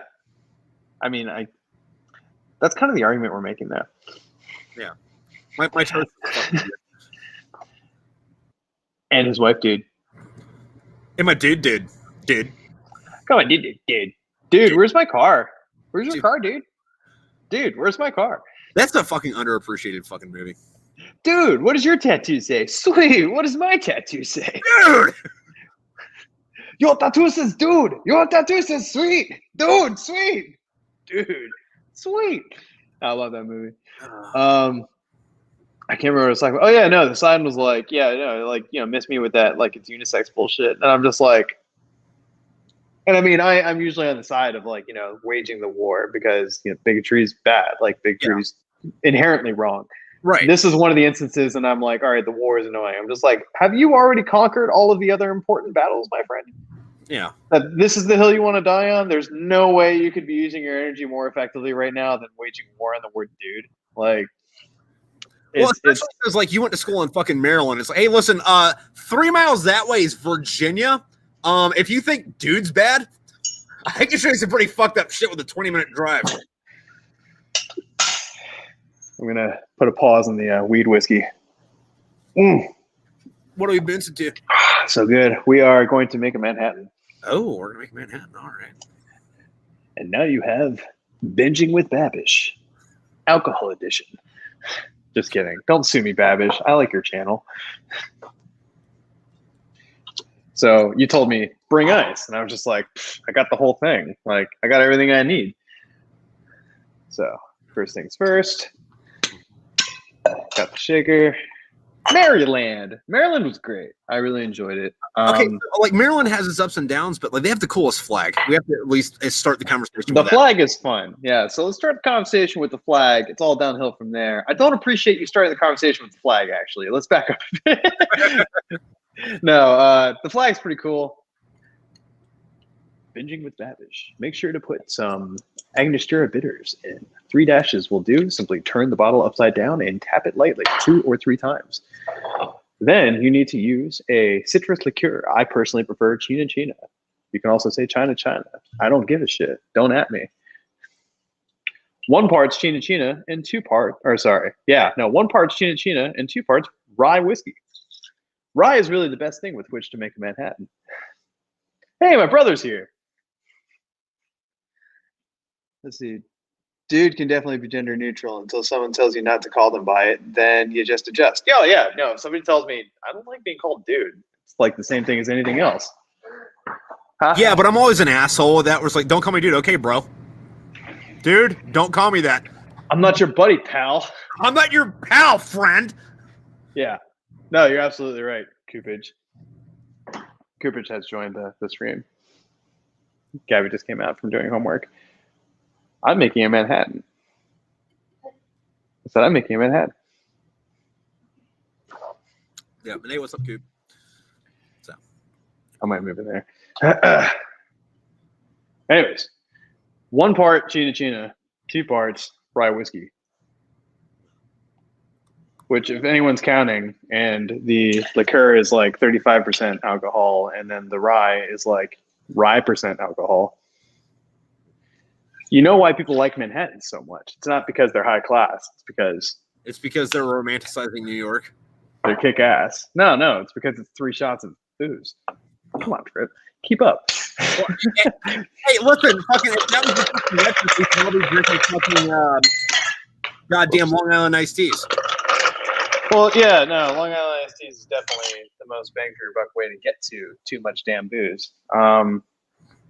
But like, I think Manhattans taste better. So, yeah, no. See, like the first time I ever had a fucking Long Island iced tea was on the ass end of my first meal, and I went to this jazz club in Waikiki with my gunnery sergeant. Waikiki. This was back in the day, and we were in this place we could smoke in, so I didn't have to stand up. The waitresses brought the drinks to you, there was this like live jazz band that had absolutely kicked ass. So I'm drinking these Long Island iced teas, fucking chain smoking my fucking life away. And this fucking band is like just fucking like banging some fucking shit out. And I'm like throwing back Long Island ACs like, oh, these ain't shit. So after like 3 hours, fucking my gunny's like, all right, we got to get back to the ship. And I stand up and immediately go from sober to I made a mistake. Yeah, no, one of the first times, one of the first times I took one of my siblings out drinking, they were like, what's a good girly, like, but like high alcohol value drink? And I was just like, yeah, I was like, girly drink? Long Island iced tea, I think. Big mistake. Like 3 of those. Somebody who's like not used to drinking, right? Like 3 Long Island iced teas is like getting hit with a train. We get home and they like dominate the toilet for like the next 40 minutes. Yeah, no, that was great. Crawling around the floor. Let's see.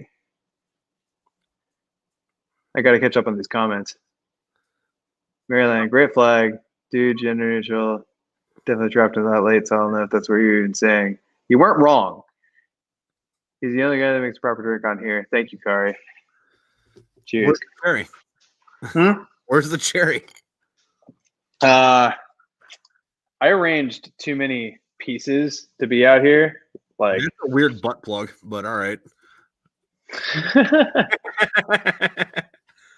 No, anything you'll do if you're brave enough. Or the Kong.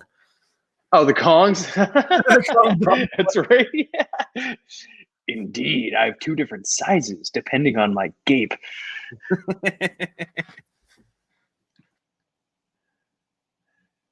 Yes. No, that is something that we were covering in Coopage, is that like, social justice warfare is inherently better than the bigotry that inspired it. But we were just talking about like annoyances. Posting like, you can't use the word dude on a flyer on my campus wall, I think is annoying.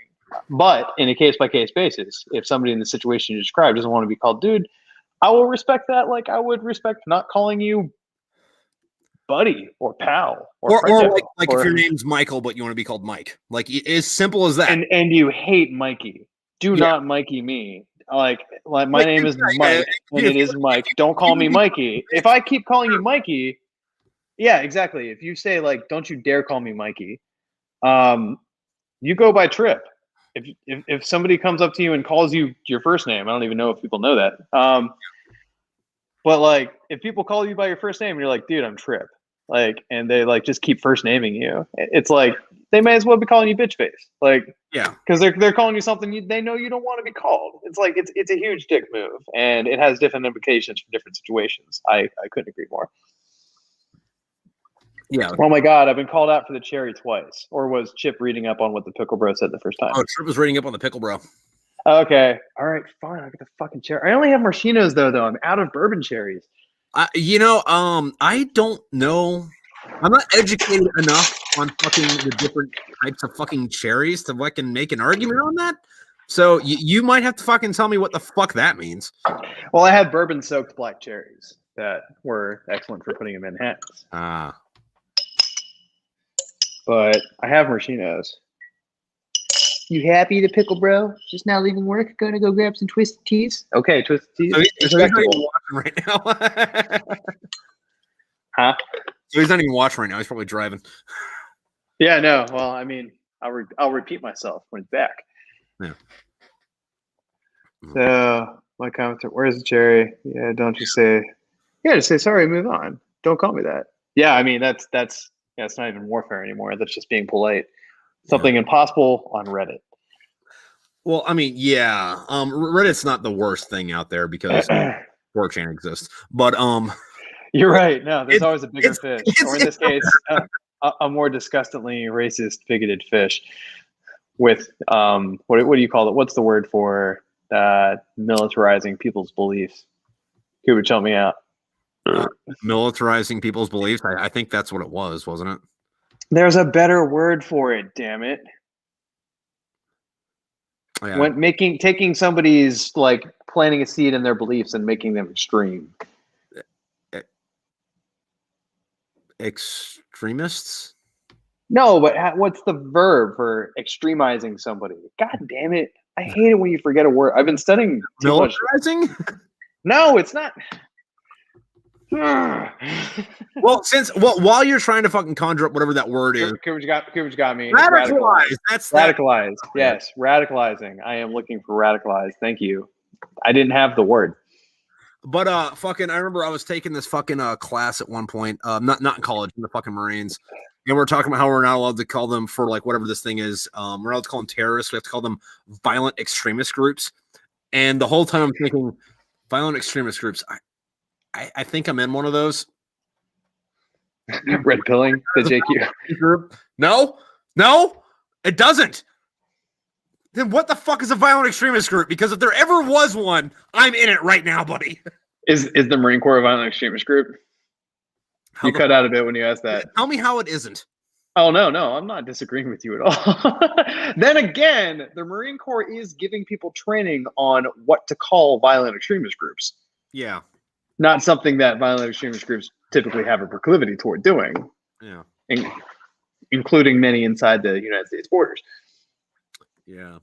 But speaking of I guess talking to radicals and ruffling jimmies, I don't know if they've graduated yet, but to my knowledge, right now the first all-female fucking battalion is going through recruit training at San Diego. And when that started, oh no way! Yeah, this is just boot camp though, right? Yeah, just boot camp. But I just didn't know San Diego had a female battalion. I'm glad that they upgraded like it's facilities. In the last couple months thing. It's like brand new, right? Very cool, very cool. But anyway, I fucking said on my page, MCRD San Diego has always only trained females. And then everyone got their opinions in so much of a fucking twist. Like that is a torch and pitchfork statement. I was like, I went to fucking San Diego. I'm not a woman. I'm like, yes, you are. That's the joke, you fucking bitch. And they're like, fuck you. I'm gonna unlike this page. I'm the only serious character on this show, and that's the joke. What's up? No, I'm Chuck. Sorry, my brother was asking. Somebody was asking if my last name was affiliated with this chat, and I said, no, I'm Chuck. I think my name on here is Chuck Lavoki. Yeah. Yeah, no. Which also, people who have read my books, Chuck Lavoki is the person who wrote 50 Shades of Dave. And Back to the Pure and the Aryan Who Loved Me. Back to the Pure. I hate you for that. I will kill you for that. Anyways, let's move on. I've killed men for less. But no, Chuck Lavoki was a name bestowed upon me by Just Joined In. What's the topic of discussion? Right now? Whatever you want to prompt us to talk about, Bobby. Bullshit. Yeah. No. Bookworm, though. Good name. We were actually talking about the inspiration for the name of my character in Tripp's book, Chuck. Sorry. I'm kind of two people in the book. I'm both the guy who wrote 50 Shades of Dave, Chuck Lavoki. Yeah. And I am the crossover between myself and Jude, which is Chuck. Charles Royce, but everybody calls him Chuck. Charles Royce Chuck. Of course it's Charles. That makes sense. Chuck's not really a name. Who puts Chuck on a birth certificate? Can you imagine doing that? You're basic. There are people named Billy that their legal name isn't William. Yeah, no, you're right. I always hear William and Billy, and I'm just like, why isn't it Billingham though? Well, no, and like the first book, fucking, there's a conversation Hank has about how his name is Hank, and Hank isn't short for Henry. No, he's just Hank. Yeah. Yeah, no. My parents literally put Hank on my birth certificate. They wrote that. And but I'm a Kate. I'm a Kate, not a Catherine. Like, get over it. Yeah, but then they also immediately after that have a conversation about jazz music that Space Cowboys plays, and then the alien's like, "You guys have Space Cowboys?" Like, no, it's from this TV show where these space bounty hunters go around doing stuff, and they listen to a lot of jazz. And she's like, "That's stupid." And he's like, "Well, that's just like your opinion, man."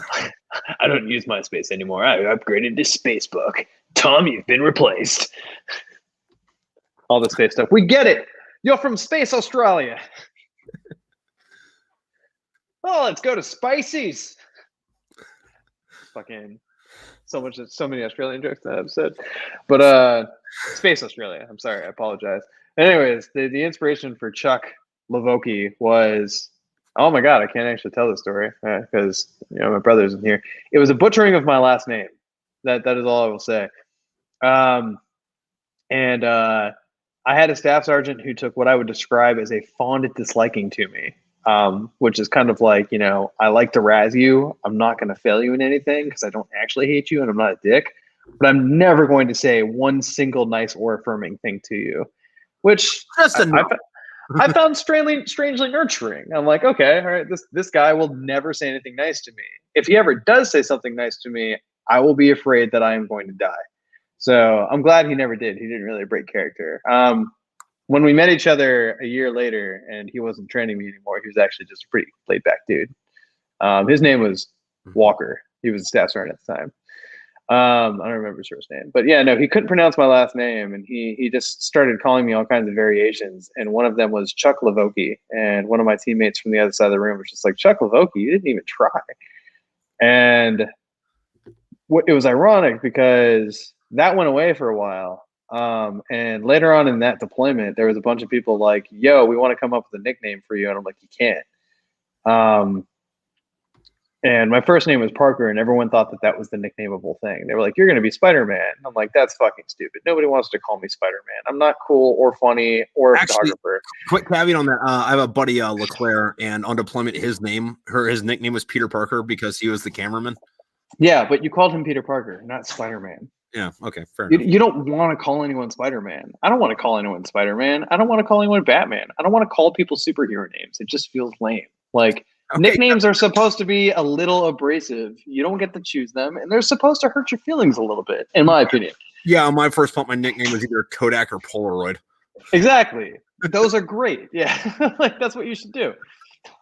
Oh, you punched me in the spice nose.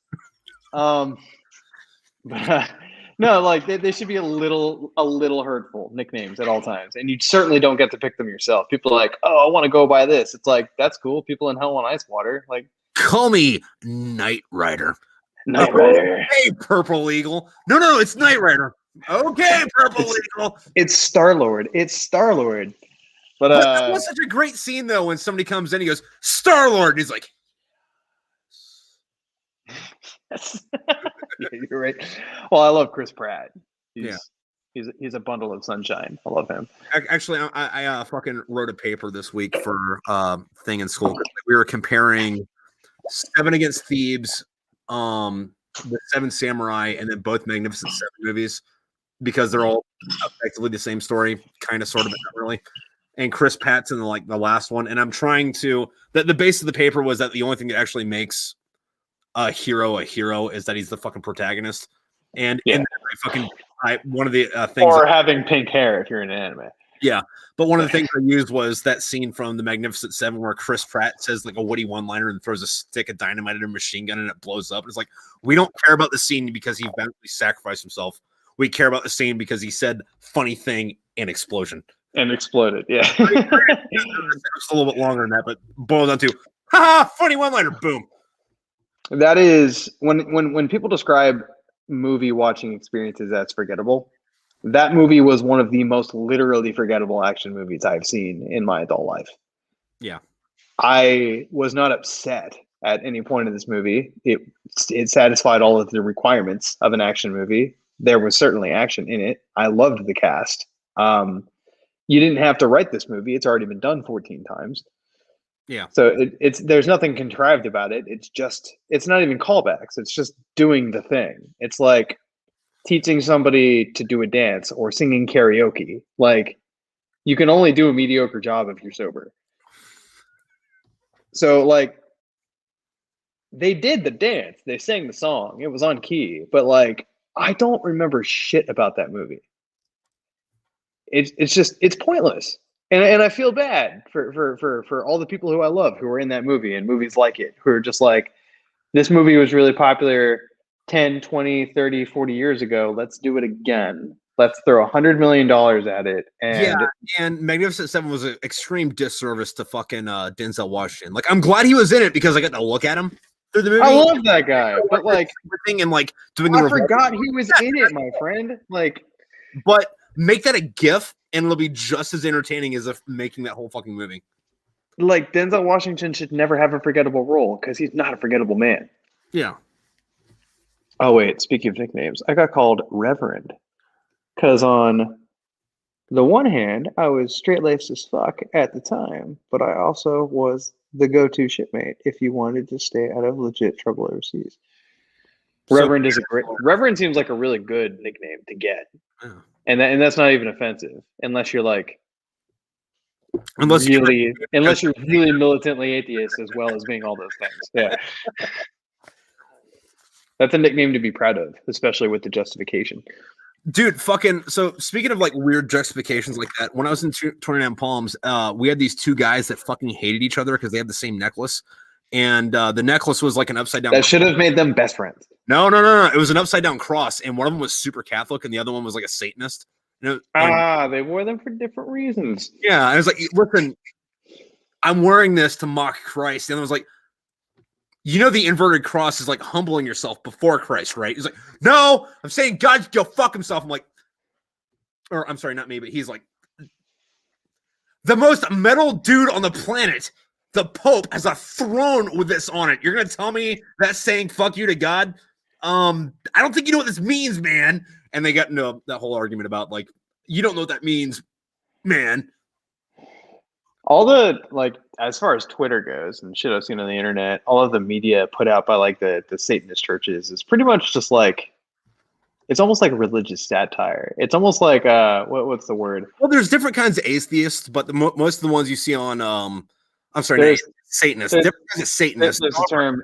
Most of the term called is the trolls. Malicious compliance. Yeah. Is how I would describe Satanism. Malicious compliance. It's like, no, we do everything right. We're not here to disrespect religion at all. Like, the inverted cross was generally used by Peter. Correct. He could not die the same way as Jesus. He wanted to be crucified upside down.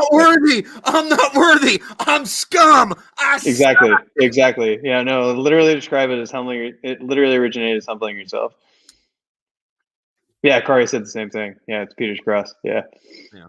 And I would describe online Satanism. I don't know anything about the Church of Satan. I just know that online they have what I describe as malicious compliance to religion. They're just like, hey, this is what we're allowed to do by law. It's kind of like them filing a lawsuit in Texas saying that anti-abortion bills violate their religious right to human sacrifice. I haven't heard that, but that is malicious. That is malicious compliance by definition. Huh. So there's got to be a delay because, like, we were just saying that, and then Kari Ronza's comment just came through at 10:10 saying inverted cross, crucified upside down. Cupid already said it. We already talked about it. I mean, nothing against you, Kari, but it's. I mean, so this is coming through YouTube, and we're on a completely different app. So yeah, there must be a delay here. Fucking delay. Like they're probably watching it fucking at least 5-10 seconds later. They're watching it ahead of us, Tripp. They're on top of it. They have to like type it out and like make sure that like autocorrect it and fuck shit up. Like they meant to say fuck, not quack. Quack. No, I just realized. My wife's been watching this. Oh my gosh. I just turned this on YouTube and it was like way behind. Like, all right, no, there definitely is a delay. Anton Levy was allegedly the founder of the Church of Satan. I think a vast number of them are really immature and don't actually do anything to combat, satirize religion. Oh, that fucking bumped up. Sorry. Many just use it as a way to say fuck religion in general. So yes, trolling. That's Cooper. That's literally the definition of trolling, man. Like you're punching that in the nose. You're breaking its nose, man. Like they have to get rhinoplasty after that because of how hard you hit that on the nose. Two different. Yeah, no, that's basically what I'm saying. I'm like, I don't really know what they actually stand for, but malicious compliance is the way I've described them. And trolling is the better way of saying malicious compliance. I just like the term malicious compliance. Well, it makes it sound sophisticated. But yeah, no, like there are actual, like, I worship the devil Satanists, but they're few and far between. Most of it's just fucking trolls. Cooper says, God's watching ahead because all your actions are predetermined. Kari says, total delay. Yeah. I don't know who to believe here. Could be either one of you. So we have which everything being part of God's plan rolls back to the original conversation we're having. So think about this. And going off this, we're going to assume that that Christianity in general is correct or right, or the thing that's going on going into this, right? So like speaking of Van apocalypse scenarios, oh my god. No, because think about it. Like what happens? We have the rapture, we have the Antichrist, he comes and goes, we have the 1,000 years of peace with Jesus, and then fucking aliens invade. It's like, but like we're living this 1,000 years of peace under Christ. Why over the Grand Tabernacle did this 3-mile long flying saucer hover over it for 3 days and then blow it up? And why is Jeff Goldblum here? I was talking to one of my sisters the other day. 1 second, I was checking the delay with my brother. But I was chatting with my sister the other day, and I always said that if I meet a celebrity, with the exception of Obama, I actually got a little tongue-tied when I met Obama at MCBHY. I think that's excusable. He was the POTUS. That's not just celebrity status. At that point, you're not meeting Barack Obama. You're meeting the president, and there is a difference between the two, even if Barack Obama happened to be the president at the time. No, he was a sitting president at the time. Yeah. Like you're meeting the president. There's a difference. Which is it's really, especially like, he's also your boss. He's your boss's boss's boss's boss's boss's boss's boss's boss. And you're in the military. He's your commander in chief. And no, he didn't drone strike me, Coopage. I know he had a proclivity for that kind of thing, but I was on a military base and he was with his family, so I was in what would be considered a safe zone. Yeah, and then before we go any further, like I don't care who the president is, I can find a way to tell you that they're an absolute fucking giant piece of shit. I don't give a fuck what side of the aisle they are on. However, no, 100%, 100%. At the end of the day, it's like, that's still the president. Like that's like still the president. I don't fucking know. It still made me nervous. Yeah, no, more than your average celebrity bear would. But I've always said that, because I'm such an IMDb troll, and like anybody who I like and would recognize in public, I've probably looked up on IMDb before, and I saw the first Coca-Cola commercial they starred in, Keanu Reeves, and or just like a movie that I can't believe they agreed to do, but they did it. And I was talking like, oh wait, officers level intimidation beyond the man. I saw this latest on the article with one of the headlines. A trembling Obama admits the drone strikes have been happening all on their own. I love The Onion.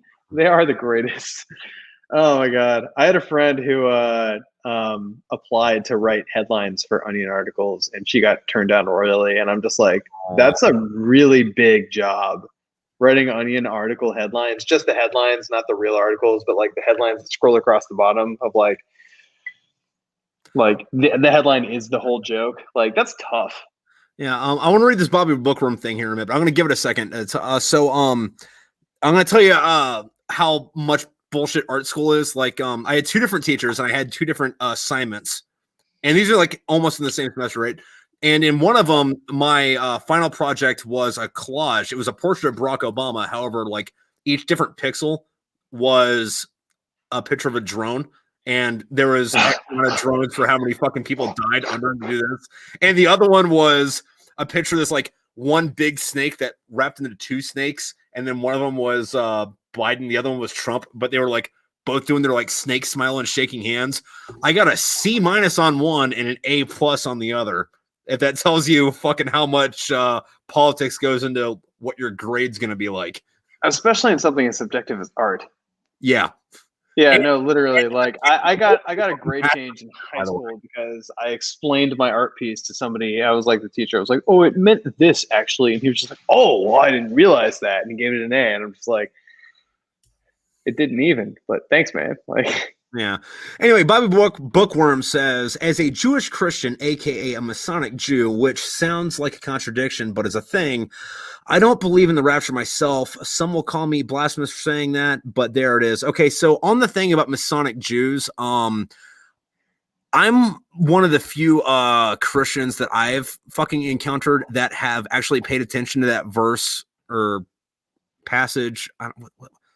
I'm gonna say Bible first, where that woman comes up to Jesus like, help my fucking starving daughter, and then he's like, hey, you're a dog, fuck you, and then she's like, dogs get scraps. He's like, fine, your daughter's healed. I'm pretty sure that Masonic Jews are the only people that actually go to heaven, because God's a racist, against everybody. and if you want to contest me on that, go find me scripture that proves otherwise. At best case scenario, like non-Jews get to be fucking janitors in heaven. Also, Coop said, if I am correct, the Onion hires people with real experience in news to sound authentic as possible. Yeah, no, that probably makes sense. Yeah, that checks. And my friend was coming right out of undergrad, so it doesn't matter how creative or funny you are. If you don't know how the industry works, you can't satirize it. How are you supposed to satirize news if you don't have news experience? Satire is too advanced a form of comedy to just like stumble into and just be like, I'm great at this. Yeah. So it's asking a lot. Let me back this up a little bit. Let me back this up just a little bit. Okay, so you know my comment that I made about how Masonic Jews are the only people that actually get to enjoy heaven, and then like the dogs have to do all the fucking like bullshit work. Okay, think about this. Fucking Americans overall, fucking ethnically speaking, like most of us are Anglo-Saxon, right? Which is a fucking more than 50%. I'll give you that. Yeah. Fucking like dirty non-Jew Gentile fucking people. All right. Now, if you look at the Marines, I mean, for those, yeah. No, let's move on. Yeah. All right. So big Anglo-Saxon country for the most part. In America, we have this thing called the United States Marines, one of our biggest military branches. And if you believe the Marine Corps lore, if you look at the streets of heaven, they're guarded by United States Marines. Being on guard duty is fucking bullshit dog work. So it would make sense that the fucking dirty Gentiles have to do the fucking security fucking bullshit jobs. I'm not saying that Heaven's Gates are guarded by United States Marines, but canonically it makes sense. So how does this work? Is it like Toys for Tots?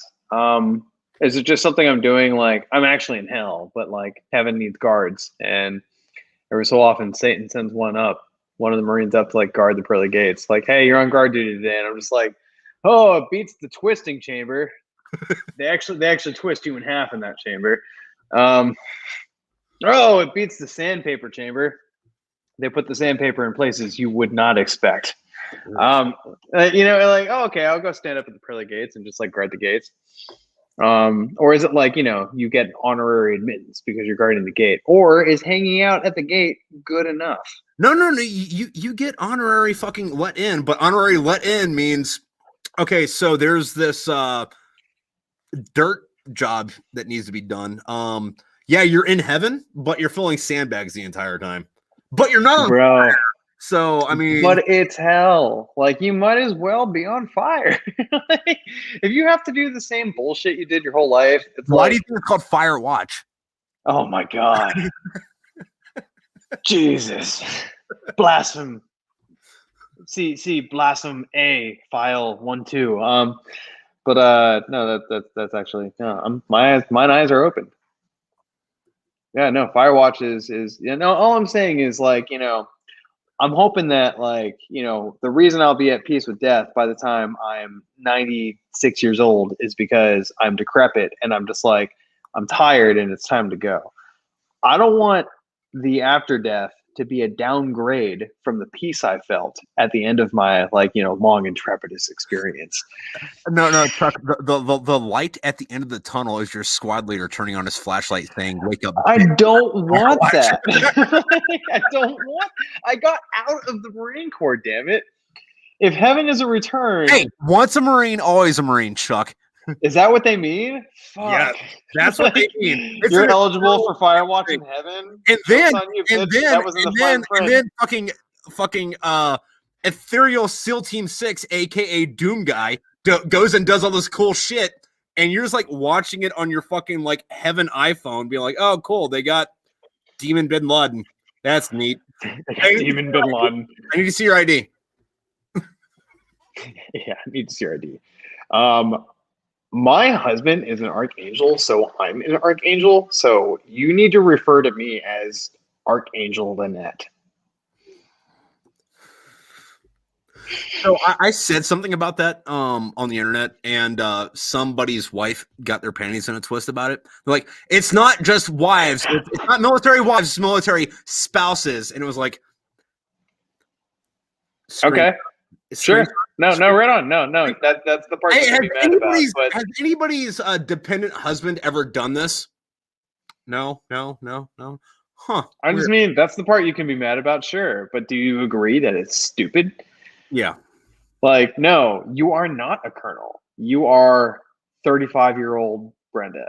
Like, you are not a colonel. You just aren't. I don't have to salute you. You haven't done colonel things. Although while we're on colonels, though, I would like to point out that like enlisted ranks, the actual fucking insignia looks cool. All officer ranks, I think, look stupid except for colonel. I think the colonel insignia. Well, colonel's badass. One thing I will hand to the officers, though, is that they're much more easily identifiable quickly. The staff to master and/or first sergeant bridge is a tough, eyeball snipe from 10 to 15 meters away in woodland camis. When you're just trying to figure out, what is this guy? And the difference is with officers is that they have such an easily identifiable insignia, but you just call them all sir, ma'am. Yeah. But with the enlisted ranks, it's no, you have to get this right, and they kind of run together. They do look cooler, but they could stand out a little more. Yeah. IMO, if that's going to be the customs and courtesies, Nobody should be panicking. The worst part of your day should not be, what do I call this guy while I walk by him on the sidewalk? That's stupid. We need to come up with something better than that. Either we need Halo 2 friend or foe tags, IFF tags, above people's heads, and it tells me what you are. And I've got my little contact lens augmentation implant that tells me, oh, well, that's Sergeant Ainsworth. Of course. So I went back to my schoolhouse to fucking do some follow-on shit when I was a sergeant, right? And I'd been in the Marines for fucking 6 or 7 years at this point. But all the branches were fucking there. And if you didn't know this, the Air Force, their enlisted ranks, and their bomber jacket fucking thing that you wear in cold weather, and they wear their fucking insignia as a pin on their lapel. Yeah. It's very fucking shiny. So one of the things that I would do is I knew this guy was a fucking E2 or an E3, but I would salute them and say good morning, sir, anyway, just to watch them freak the fuck out. So, Marine Corps sergeant walks by with fucking chesty pullers hey, good morning, sir. And then some E2 Air Force guy be do I salute back? Good morning. Good morning, sergeant. There was when I was at DLI, which, it's a language school. So you got people from all the countries living on this base, and a handful of exchange military, students, usually officers from other militaries around the world, which is a really cool experience if you were just willing to be cool about it. But I was talking to this Lithuanian officer who just got super frustrated because he had a different looking uniform, and most people just kind of assumed if you were an officer, if you were a foreigner, you were probably an officer, which was the safe way to go. Yeah, more or less that is pretty a safe way to go with it. But yeah, unless somebody's way high in the enlisted echelon, enough that their anger actually matters to you, you should just assume they're higher than they are and go with officer. You don't know if they're the foreign equivalent of an E7 through 9. Always weird. It's I'm sorry, Master Corporal. Exactly. It's never going to be a foreign E9. Yeah. You're not going to have an E9 hanging out on your base, just taking a class. E9s don't do that. Because one of the few things that unites peoples of the world is that the equivalents of E8s and E9s, no matter what military you're in, their job is to make sure that your shoes run right. Yeah, exactly. Yeah. And they're not going to be there. They're not going to be at the Defense Language Institute learning a language. They're going to be making people's life hell somewhere. It's important that they do that. They need to make somewhere hell on earth. That's where first sergeants belong. That's what they do. That's the bottom. Yeah. Yeah. But this officers of all grades, they get to do stuff. They get to do Cool stuff. And he was like, on our base, and like I had a conversation with him. He's like, all the time, like I'll be walking by one of your airmen or soldiers or whatever you want to call them, and they just like start to go up with the arm, and then they just like they can't make up their mind if they want to like commit to a salute or not. And I'm sitting there, I'm like, I'm ready to salute. Like I'm just an officer, just like any other officer. Our insignias aren't that different. And then they don't commit and they put their hand down. They just walk by. I'm just like, are you fucking serious? Like, I'm sorry, man. Dude, fucking I did this thing out in 29 Palms. This is when I was stationed in Quantico, but we went out there to do like psyop shit. And we had these British naval fucking officers with us. And what we were doing is more or less fucking Mojave Viper. But the command scale fucking end of it. And we got into an argument with them one time, and it was this one British fucking Navy, I guess commander, major, whatever fucking that fucking rank is. And he tried to pull the fucking, listen, I'm a superior officer, so you have to do what I say. And then it was like, hey, listen, you have 3 4 deployment sergeants in front of you. And we didn't want to pull the fucking I've killed more people than you fucked fucking card. But it was a fucking really fucking fun argument. He's like, listen, so you're sergeants, which means that you're enlisted, which means that you're, he had fancier language, but it pretty much boils down to, you're the commoners. Yeah, no, I mean, I'm a major, which means I'm an officer, which means that effectively royalty, which means you do what I say. And it was like, yeah, but you're not my chain of command. And you're working with the army dudes, not even the fucking Marines. What the fuck are you even fucking trying to fucking pull here, bitch? And he that, and he was like, well, why don't you take me to your fucking commanding officer? And we're like, okay. So we took him to our fucking captain, who was also an attachment from fucking Quantico, which was really weird because I'll go into why this is weird in a minute. But we go in there and he's like, hey, Captain, your sergeants are telling me this after I told him to do this. And our captain's like, not only are you not in their chain of command, but like you're not authorized to be in this area right now. So I have to ask you to leave, sir.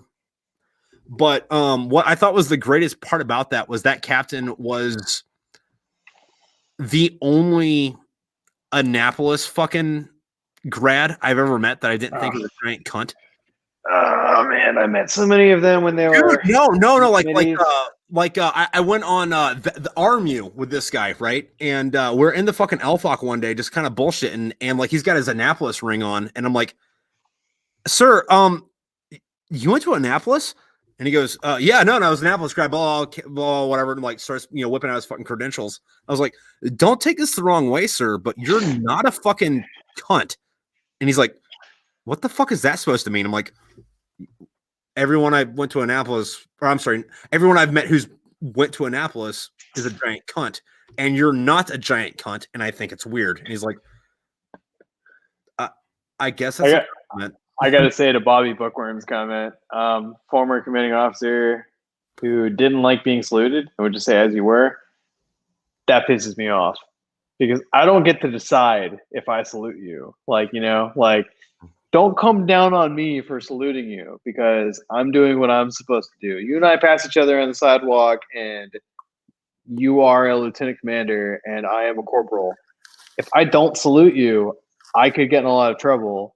But I salute you, and you're like, as you were. I don't want to get saluted. It's like, no, I've always felt pity for the officers who have to respond to literally every salute because it's like not only do they have to salute everyone above them, but they have to salute almost everyone below them, and it's ridiculous. It's so much, and it would make me really sick, of saluting all the time. But also you can't come down on the people below you for doing what they're supposed to do. Yeah, no, I will caveat or make an exception for warrant officers because they most of the time used to be fucking enlisted. And it's like fucking if they want to pull their cover off and throw it at you and yell, "There's snipers here." It's like, okay, fine, I fucking get it. But Oh, what else? An argument. You say most of them were enlisted? I thought they all had to be. Army helicopter pilots. I don't think but I don't think they have to have been prior enlisted. That's a good call. The only Army helicopter pilot I knew was Jimmy, who you also knew, and he was prior enlisted Marine. So, yeah, kind of think of it that way. Yeah, no, I think you can go straight from fucking like college to being a helicopter pilot. What were we talking about before that? Pussy. We had a thing. I had a thing. The way my mind goes is we were talking about the wrong side of being a social justice warrior. I lost audio. Religion, the clitties. I'm sorry. Anime. Audio is gone. Audio's gone. Audio's gone? Okay. Well, you're blinking, so you're still there. Oh, see, now your audio's gone. I think your headphones died, man. Yeah, I think your headphones died. That's what's going on right now. I don't know if you can hear me at all. You can give me a thumbs up or a thumbs down.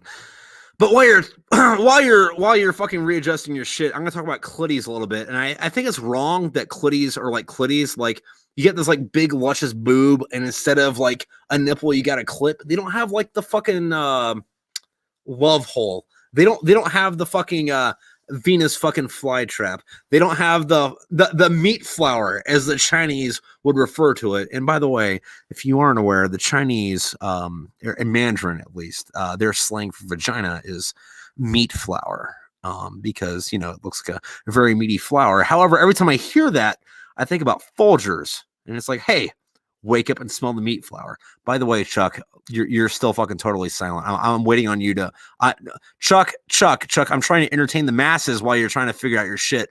I will stop rambling when I can hear you again. But anyway, the meat flower, like everybody with a dick likes titty fucking, right? Like you might like banging fucking skinny chicks with like no boobs, because like skinny chicks and no boobs, listen, they deserve love too. And you gotta fucking like rub that shit up. Like, listen, there ain't nothing wrong with being a skinny chick with no boobs. But if you've got a clitty, which is a fucking clit where your tit should be, like, who doesn't like tit fucking? And like big chick, well endowed, fucking like big, luscious, milky mommy babies. Like, you want to put your dick between their boobs. Chuck, just turn off your fucking like Wi-Fi, or not Wi-Fi, Bluetooth for your fucking thing. Let's see how that fucking works. But you might not want to stick your dick between the boobs. Maybe you want to stick it inside the hole under the fucking clitty. Like, a boob is really not much more than like the milk gland and a bunch of fucking fat cells, which means it can't be too much different than just fucking pounding some ass.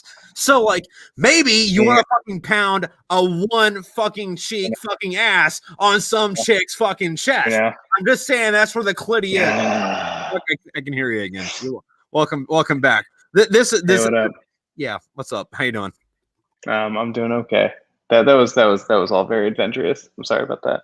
Got a phone call, and my phone took my headphones from my computer to my laptop. Or sorry, computer laptop, same thing. Took my headphones from my laptop to my phone, and then when I tried to pass it back, I didn't realize that the app had muted itself, so I could hear you, but you couldn't hear me. No, dude, that's some bullshit. Because like you and I have tried to call each other on multiple times, and like my phone would pick up, but it wouldn't register that you called, but my computer would answer the call. Oh god, that's the worst. Yeah. Terrible. But yes, as clitties should have tit-ginas. Indeed. It says there's a full 2-minute delay from my computer on YouTube to my cell phone on YouTube. Damn, 2 minutes.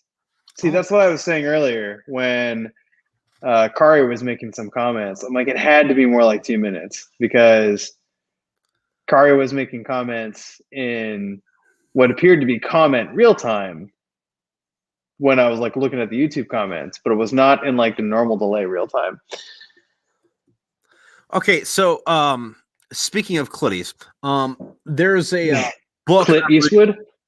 Yeah, dude, Clint Eastwood, I don't know who would play that. Clint Eastwood. Hopefully Christy Canyon, but that's some fucking conversation.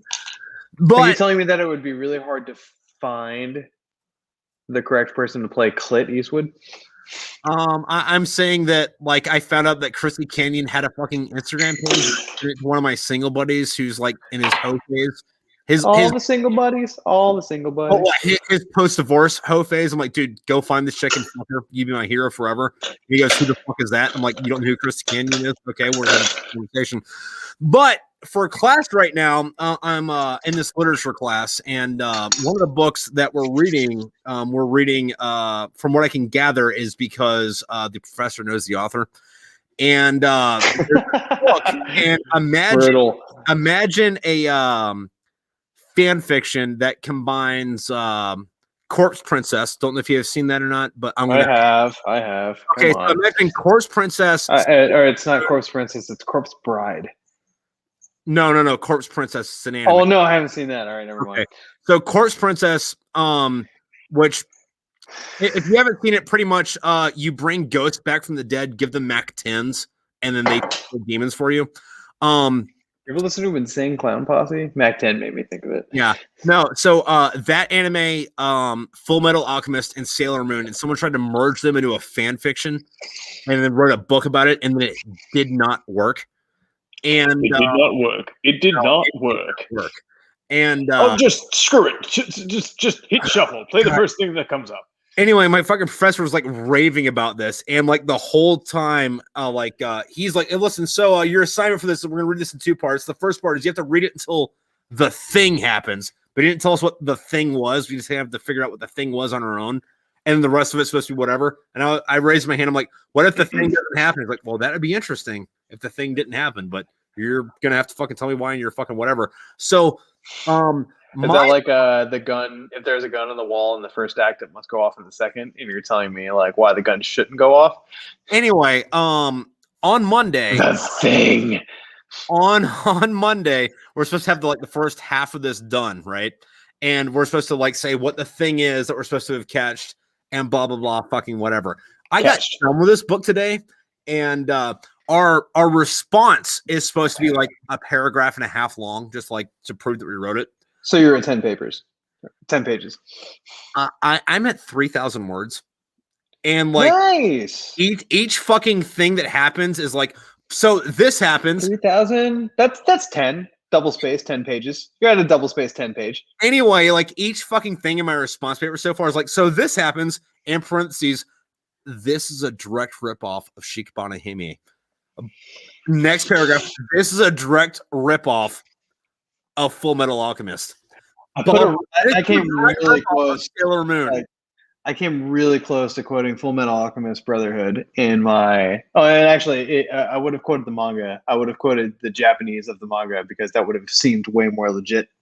And it was a line from the manga, but it was when Roy Mustang was like, it's all about like, it's the most we small humans can do to like, try to do good by each other, and then in turn they'll do good for other people. And I was talking about like the cascading of like human goodness, like passing from one person to another.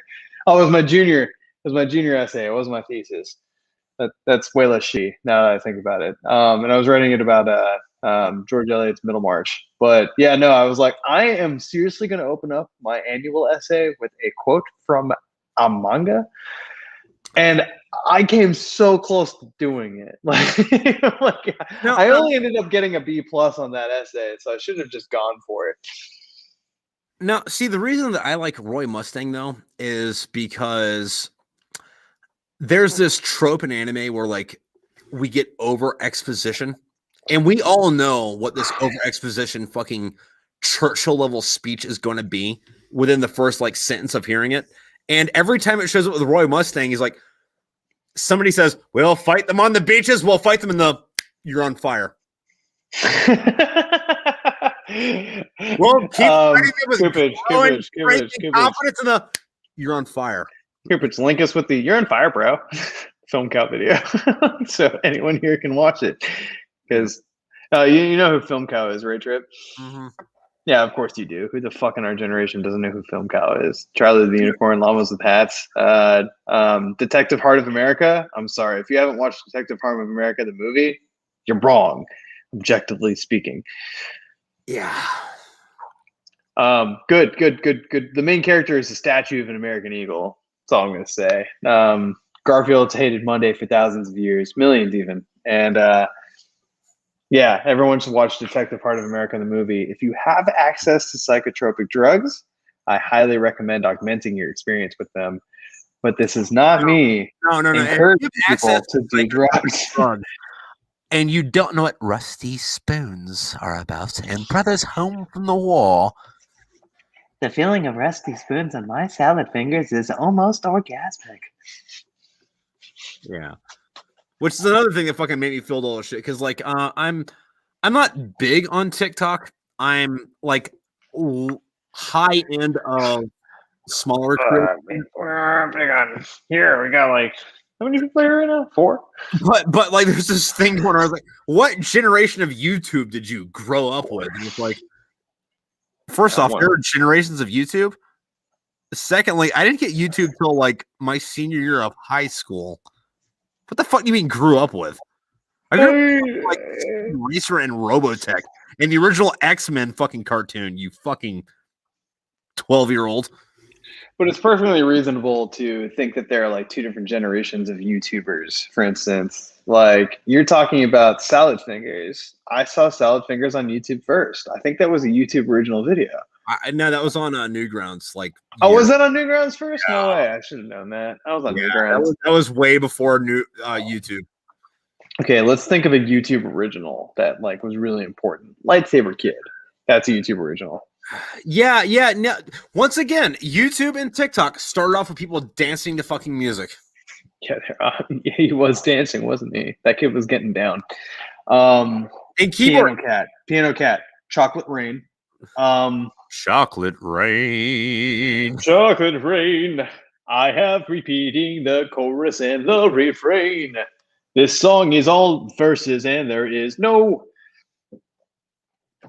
chorus in that song. It's just There's no chorus in this song, Chocolate Rain. There's no chorus in this song. I say Chocolate Rain. Like, he just goes on and on. I love it. And he performed that song live a couple of times, which frankly impressed me. I was like, oh, how do you perform a 7-minute song that is like literally just like repetition? Like, it seems like a very difficult song to memorize. So good for him. If you think about it, like most pop songs, it's like here's like this isn't Bo Burnham's like repeat stuff ism. This is like the opposite of that. This is repeating in a difficult way. It's not a catchy verse chorus formula. It's that the catchy verse chorus thing never comes. How do you remember what verse you're on? There's got to be songs where you get a little hung up on because there's a few too many verses and you're like, oh man, where do those all go? Like The Sound of Silence by Simon and Garfunkel. It's sometimes difficult for me to remember exactly where all those verses go because, it's just a lot of lyrics. So like I'm gonna hate myself for this, and I'm gonna accept every level of fucking hate that comes from what I'm about to say. Are you not familiar with that song? No. I was gonna say like I fucking kind of hated that song, but Disturbed's cover of it. No, you're gonna get hate from me, dog. I'm gonna have to flame you now, kid. Like I'm gonna accept the hate because the original song is like, okay, so this sounds like Neil Young, fucking like. No, it sounded like Simon and Garfunkel is what it sounded like. And like you fucking Neanderthal. Like, oh, that hurt a little bit. Huh? But there was another cover of it. I don't know if you've seen it or not. It was done by. I don't know. I mean, so the reason I'm so particularly fond of that song is because it was one of my dad's favorites, and we sang it together. Otherwise, I wouldn't have strong opinions about it. I wouldn't care what Disturbed did. But I wrote my own verses to that song after my dad passed away, and I felt very strongly about them. And then Disturbed dropped their cover of the song, and since Disturbed did it, I felt like I couldn't record it anymore. I'm like, no, a new metal band covered the song. I'm done. That would be like Slipknot or Korn covering it. I would be done. Well, there's at least, before you give up on that song, there's one more cover of it you should listen to. And it was done by the YouTube channel How It Should Have Ended. And it was... I love that channel. That channel's great. but it was about Batman called The Sound of Violence. And it was just about Batman kicking the shit out of people. I really like the Scarecrow, my only friend. How the Dark Knight should have ended. Stop talking. It's my turn. Wait, what is that stage voice? It sounds like you're gargling marbles. Okay, so my favorite was how Superman should have ended, where he like stops those 2 nuclear missiles that fucking like Lex Luthor. Oh, you mean these missiles? I mean, how would you have stopped that, Bruce? I would have had a nuclear defense anti-missile gadget on my utility belt. And why is that? Because I'm Batman. Because I'm Batman. But if you haven't heard the sound, you know who gave me these scars? Was it Batman? It was Batman. Yeah, but like being the kind of millennial I am, like whenever I hear somebody make fun of, I got these scars, I think about Papa Roach. Scars remind us. They had some fun guitar licks. They did. Like fucking what is it? Last Resort, like when it came out was badass. That is a fun guitar lick. That was something that I was just picking up the guitar. And like so simple. And that was actually one of the few songs where it was easier to play the same riff while palm muting than it was to play it all open, because open you had to be smooth, but palm muting you just had to hit that shit. And I was like, palm muting, that makes me feel so clean. And then you drop it down to fucking drop D, and you're like, I'm a god. Well, that song you can't play it not in drop D, not properly. You could play a version of that song not in drop D, but no, you're like, oh, this is a little tougher to play. But then, no, it was so fun. The open chorus, it was a really fun song. Papa Roach is a fun band to play guitar with. They didn't ask too much of you when you're learning, but they were more fun to play with than other nu metal or even like pop punk bands. Papa Roach kind of sat between nu metal and pop punk, in my opinion. They were like a little more on the nu metal side. Sometimes, like, Last Resort was certainly more nu metal, even though it was kind of emo thematically. Yeah. Like what really differentiates Papa Roach from My Chemical Romance? Like, explain to me. Okay, so hold on. Better guitar licks. Hear me out. The guitar is more fun. The main difference between them is My Chemical Romance talks about emo bullshit that may or may not have some like deep physical meaning. Hey, don't be hating on MCR. Hear me out. It might be emo bullshit, but there might be some like, did you pull that from Plato? I don't know. Where is this coming from? As for Papa Roach is like purely about fucking heroin. Yeah, you're right.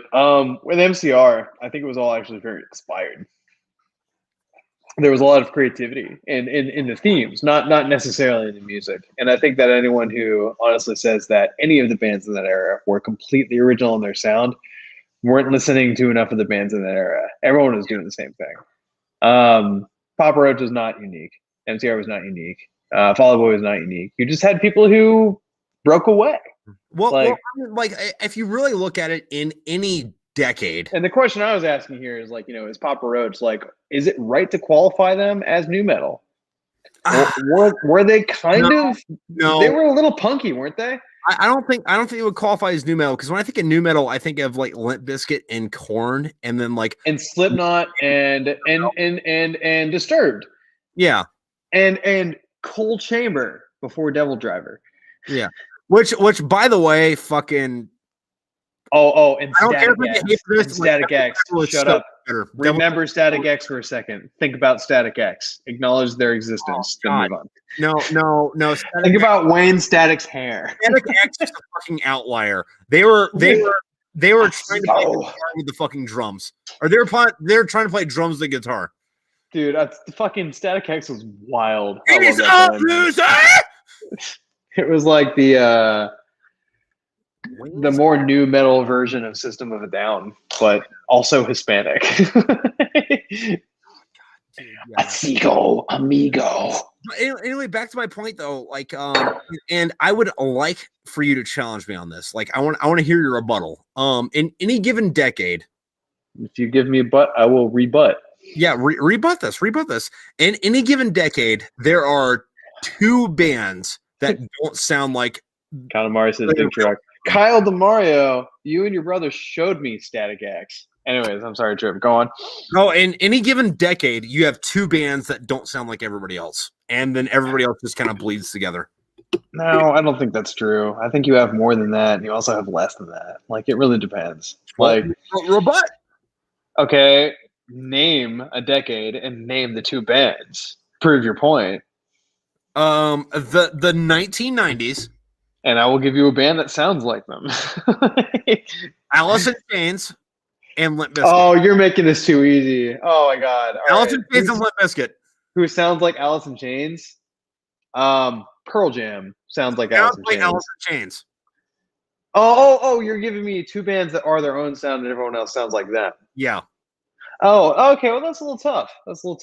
But Limp Bizkit, was Limp Bizkit actually the foundation for Limp Bizkit, or were they just sounding like the Beastie Boys? The Beastie Boys were the 80s.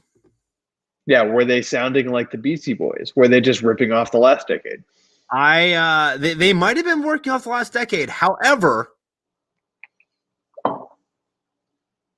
give me another band in the fucking 90s that fucking sounded like them. Sounded like you're telling me to pick you a band that sounded like them. I don't understand the question. Okay. How about this? Let me rephrase. What is the premise? In any given decade, you have two bands that sound unique, and then a bunch of other motherfuckers either sound like one of these two bands or generic bullshit. Okay. All right. I hear you. But is sounding like one of those bands intrinsically a copycat of that band, or is it simply falling into the same design structure that has been set up by the decade before you?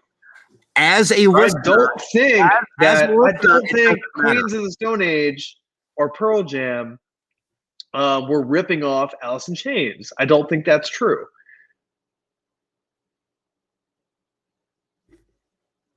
I don't think that Nirvana was ripping off Alice in Chains. I don't think that 1990s alt rock was all ripping off Alice in Chains. Now, the Nirvana on the Alice in Chains things, I will contest you on, because I need Gabby for this. Hold on. Back up. First off, personally, I think Bleach is Nirvana's best album. It came out first. There was 9 guys in the fucking band when it came out in 1919. Just like Slipknot. Too many people on stage. Nobody has a job to do. Yeah. And no one gave a fuck about Bleach. And then they did fucking Nevermind, which went away from punk into fucking grunge. No? Sorry, 1 second. Uno? Went from punk to grunge. Who went from punk to grunge? Nirvana. Nirvana? They were never punk. Did you listen to Bleach?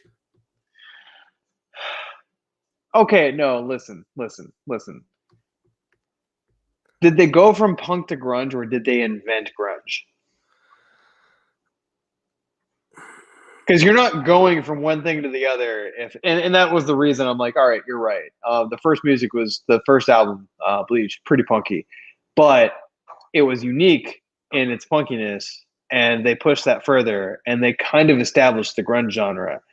And I contest to you that, like, there's a difference between inventing and establishing. What album? Fucking, like Heart-Shaped Box and. Dude, Heart-Shaped Box was like 1994. Yeah, no, we're talking about the 90s. It was In Utero. Yeah. So In Utero, Nevermind.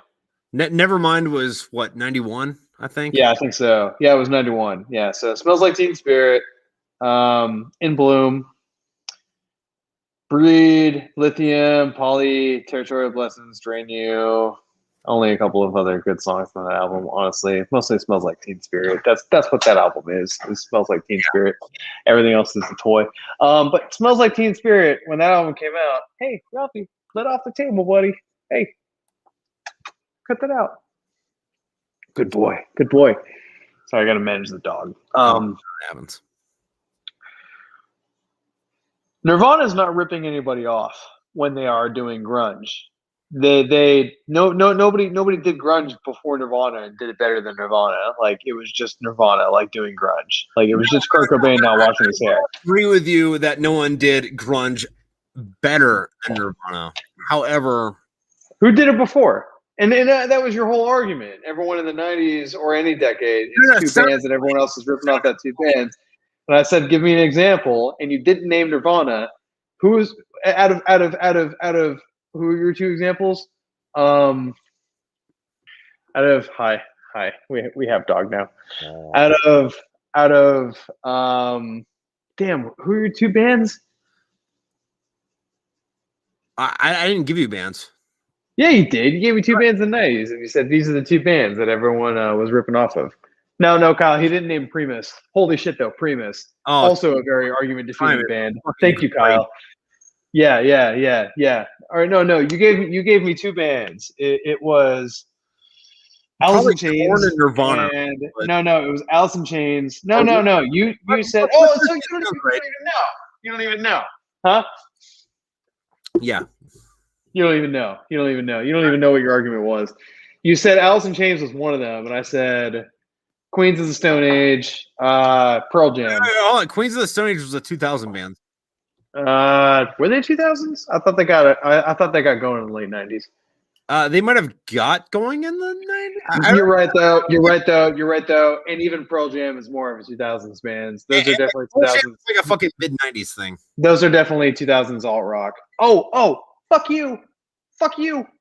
You love this band, Guns N' Roses. That is a 90s band. Guns N' Roses, their first album came out in 1987. Their second album came out in 1988. Don't give a fuck. They are a 90s band. They were coasting off of the 80s metal craze into the 90s. They made all their money in the 90s. They did all their tours in the 90s. People loved them in the 90s. Like no, they didn't, because fucking they were getting all their radio time in the 90s. 1994, everyone left the band besides Axl Rose, because Axl Rose was like fucking cock. Which is tragic. They were a short-lived 90s phenomenon. It's not tragic. Because they pumped out a couple of masterpieces, and then Axl Rose ruined the band before they could start sucking on. No, I know, but like, let's back up to what Kyle said here, and what I was saying about Nirvana and others. You said any decade only has two bands that are unique, and everyone else is either ripping off them or sucks. Yeah. And you named two bands. Hold on. And let's use Primus as an example on this. No. Primus is a counter to your point. No. That's part of it. Who the fuck knows who Primus is? Are you kidding me? Everyone knows who Primus is. No. People who you're not you're not play cool for knowing who Primus is. Everyone knows who Primus is. Primus is super mainstream. No, Primus is super. People know who Primus is. Primus is very popular in the 90s. Not anymore. People when we grow up are not like super cool for knowing who Primus is. But Primus is like he's one of those buckethead generation bases. All right, like people know who he is. They are not. Now, listen, you're changing the argument, though. You're changing the argument. You're saying that like fame has something to do with the measure of the rip-offing that you're talking about. I'm just trying to say that your argument is super flawed. Like, there are not only two bands. There are not only two bands in any given decade that are any good. There are not only two bands in any decade that are any good. What about the other genres of music? I didn't say that were any good. I just said that like didn't sound like the rest of fucking everybody, and then other people fucking like sounded like them. That's very secluded to one genre of music. Like what about Backstreet Boys sounding just like sounding just like fucking 98 Degrees? Yeah, but what do those bands sound nothing like? Alice in Chains. So like, I'm not proving your point. What is your point even? You don't even know who you are anymore. Les Claypool is who you're talking about. Yeah. Kyle's totally right. Les Claypool knows who I'm talking about. That's the point. I mean, I think we all knew we were talking about Les Claypool, the bassist and the singer and the, I assume, songwriter of Primus. I just kind of assume that Les Claypool is Primus. Primus. Yeah, yeah. But it bothers me though that his costume. Hello, Mr. Crinkle. How are you today? Like fucking Nappa from Dragon Ball Z. There was just like a little bit too much uncanniness there. Ghost Nappa. He's got all kinds of costumes. Think about Mr. Crinkle. I was just thinking Mr. Crinkle. He's playing the stand-up bass. Okay, hold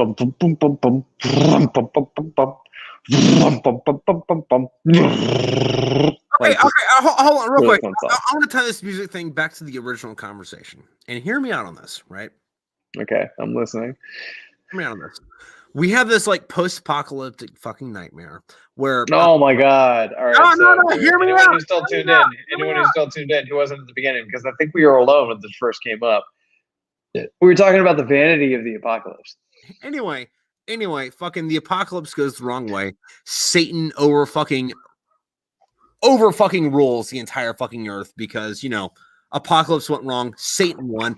But like, how the fuck is Satan supposed to take over the entire fucking planet when he can't even beat a fucking dumb fuck hillbilly? That's always kind of bothered me about like the Book of Revelations. It's just like like God.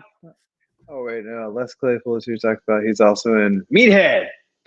Little Wild. Oh no, you mean Meathead. Not Meatloaf, which is totally different. But anyways, no, like the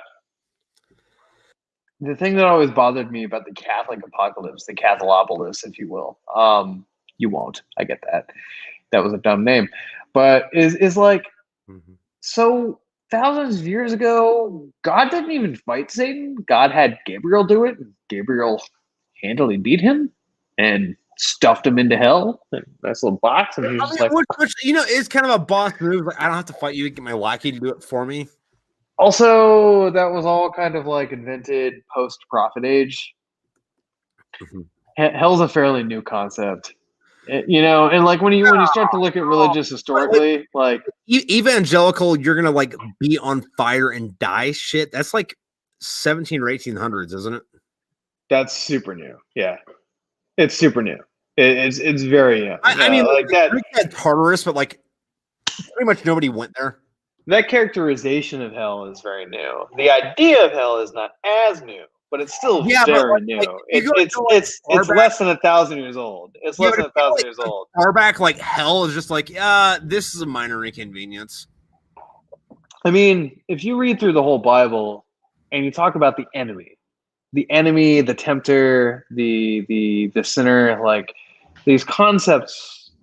These concepts that you attribute to the devil, they're all very real, but like they're not so concrete the way that we talk about them, like being raised as like Catholics or Christians these days. Like because like in the Old Testament, most of the time that like quote unquote Satan shows up, he seems more like a prosecutor instead of like he's the enemy. He's the interlocutor. He's the opponent. He's simply somebody who is spiritually diametrically opposed to the thing that God is going for. And the implications to me were always like, oh, maybe there are other godheads and they disagree with God philosophically. And I mean, like that's a different can of worms because like if you look far enough back, Yahweh is just one of the Canaanite gods, not the Canaanite god. No, exactly. Yeah. And I like to joke with my seminar group, like what really happened when the Jews were chilling in Egypt and getting enslaved was that like seminar group when I was in college. Oh, yeah, no, it was part of my college. You have a seminar group? I did. Oh, good for you. Yeah, I mean, we read great books. And the Bible is a great book, and everyone should read the Bible. To the 4 people who are following this conversation right now, I highly recommend you read the Bible. I would agree with you on that. That like everyone should read the Bible at least once, just because most of it isn't religious at all. It's just like no, it's just a really unique experience. It's an extremely important and very well preserved historical document of belief factors over the past, honestly, like 3,000 years. It's pretty crazy. That a lot of it's fucking metal as fuck. It's like, oh, you're gonna some of those books are so old. And if there was that one guy, I forget what the fuck his name was, but like he went to go kill this king, and the way he killed this king was he shoved his sword in his abdomen, but this king was so fat that his sword disappeared. And then he like stabbed him in the neck because like, listen, you fuck, only my sword alone cannot kill you. I must use my dagger too. And then the Holy Spirit possessed him to stab him a few more times. Yeah. Just give him a little more of the stabbing stab. Yeah, dude. No, what is it? After the books of after what's in the Torah, after the books of Moses, before the New Testament, most of it's like Conan the Barbarian. Like, read the book of Judges and tell me that like these Israelites going around just like killing people with shit that like it could be a jawbone of an ass, it could be an AK-47. We don't know. Like a lot of it like fucking Conan. No, that's also fun. Yeah. Oh, there's some good combat in the Bible.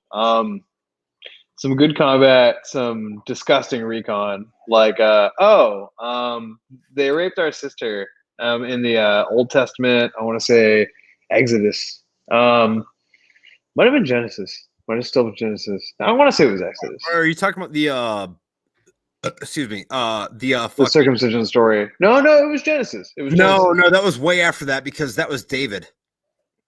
Yeah, which was still Genesis. Genesis is a long book. No, really? David was after, Judea. Hang on. We got a Bible here. Read the Bible. Rule it out. No. Fucking. We got a Bible here. Genesis fucking ends with. We got a Bible.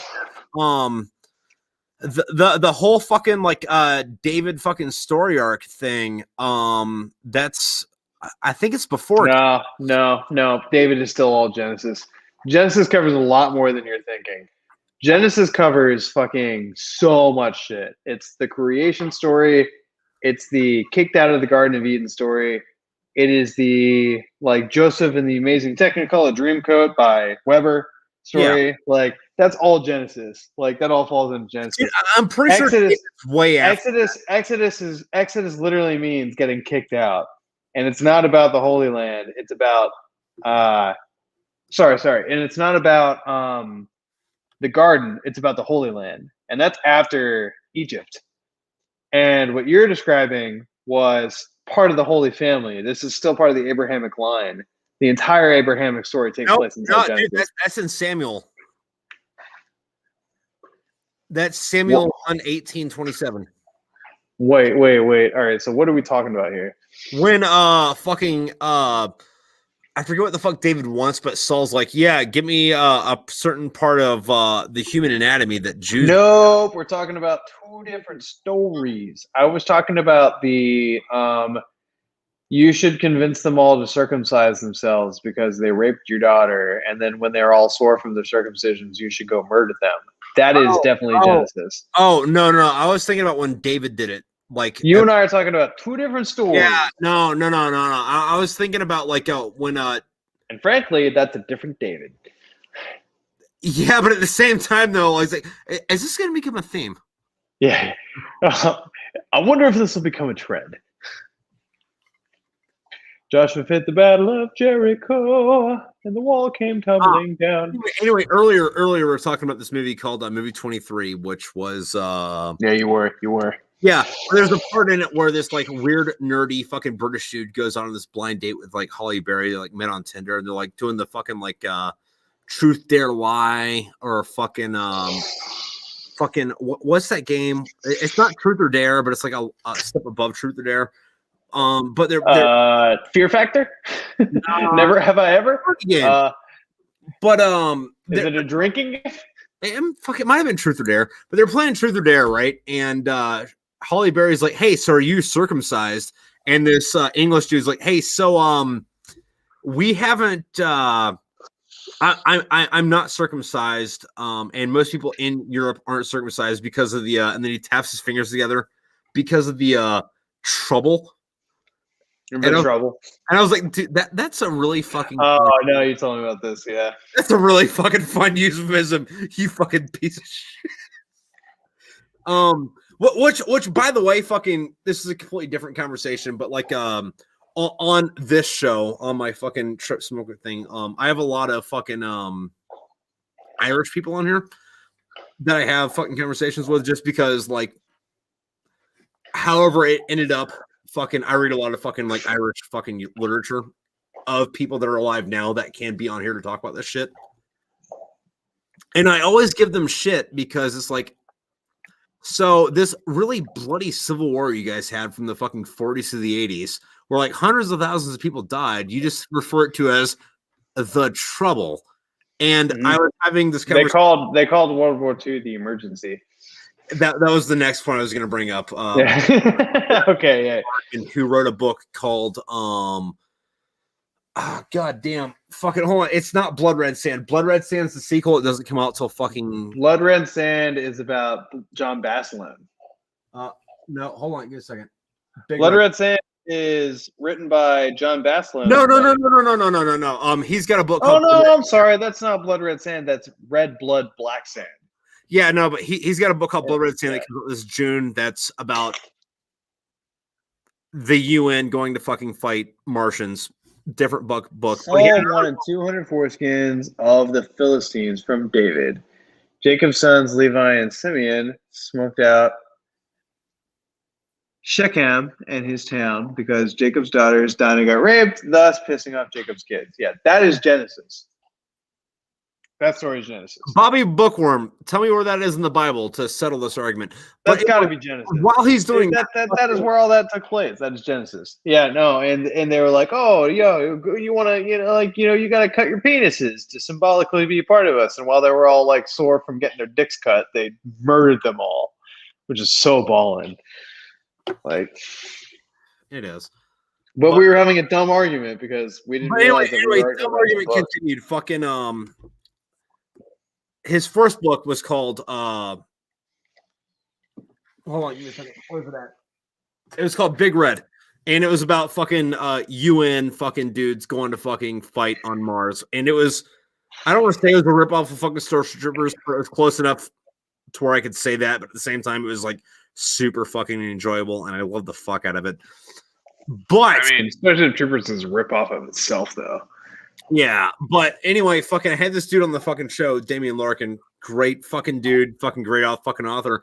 And I always give him shit because like, wait, so the Holocaust is happening. What do you call the Holocaust?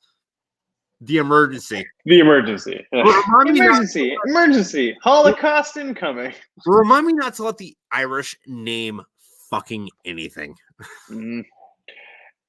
Last time you brought this up, because I now remember that I learned all this from you, I was like, nomenclature, fun nomenclature, ship nomenclature. You should go into the Culture series and look at all of Ian M. Banks' names for ships. Is that the one where the Chinese, the dominant superpower on the planet Earth, and then we find some alien fucking... There is no Earth in the Culture series. Never mind then. You are thinking probably the three-body problem. Maybe. I remember you telling me about it. Like, and I wouldn't say that China was the dominant power. China was just first contact. And that was because it was written by a Chinese author, which, of course, if you're writing as a Chinese author, then China's first contact with the aliens. Fair enough. Like, because he's a Chinese author. We always write it our way. Like, yeah. Let's see. Like walking through IKEA. Kyle, what's like walking through IKEA?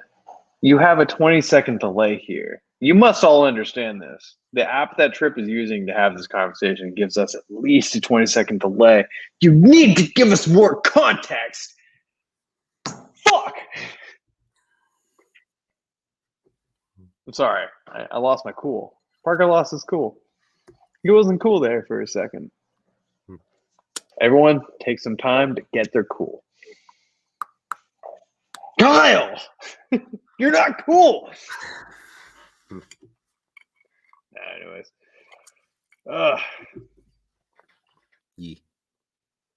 No, a whole bunch of people got their dicks chopped off by swords, and then they all got gutted the next day. That was that book.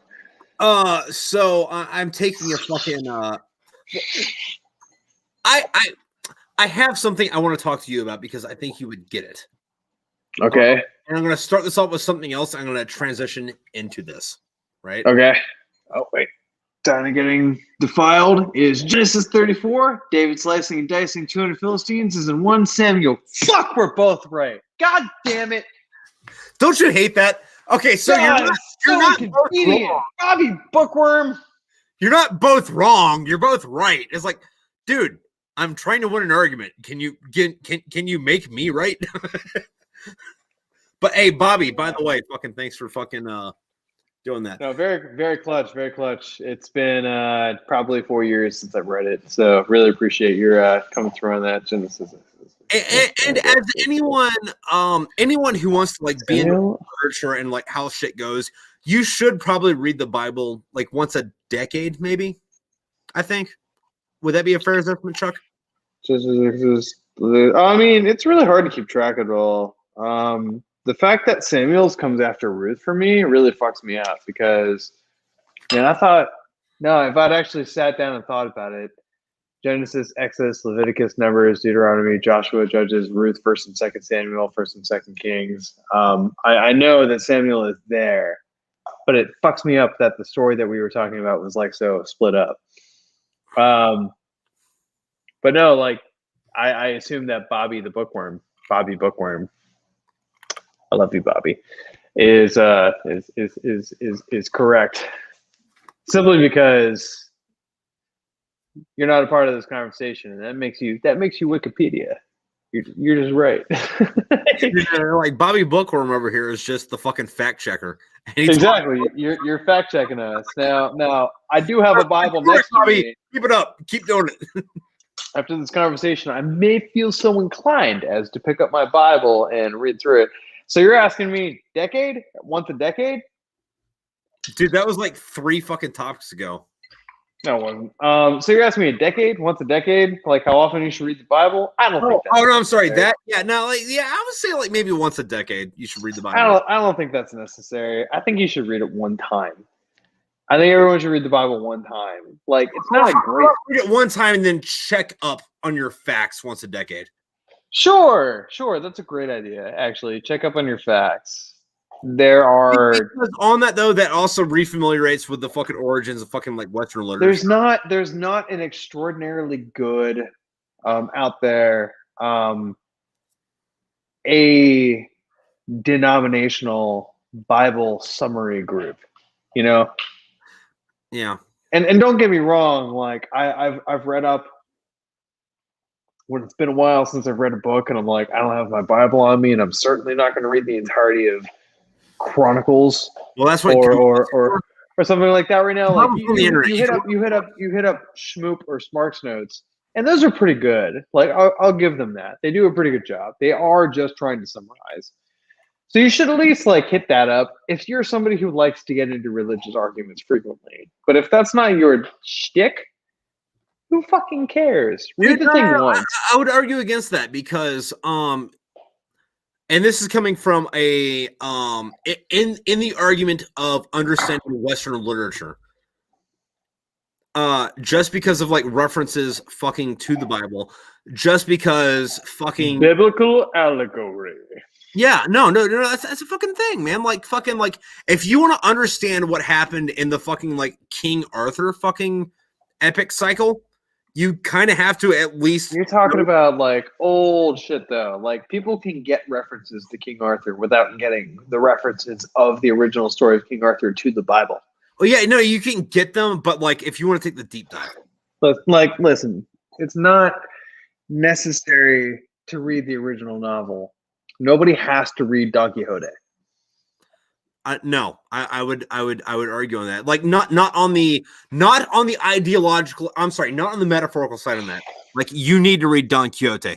Well, I think you should because I think it's really fun. But my girlfriend fucking hates that book. She's like, this was.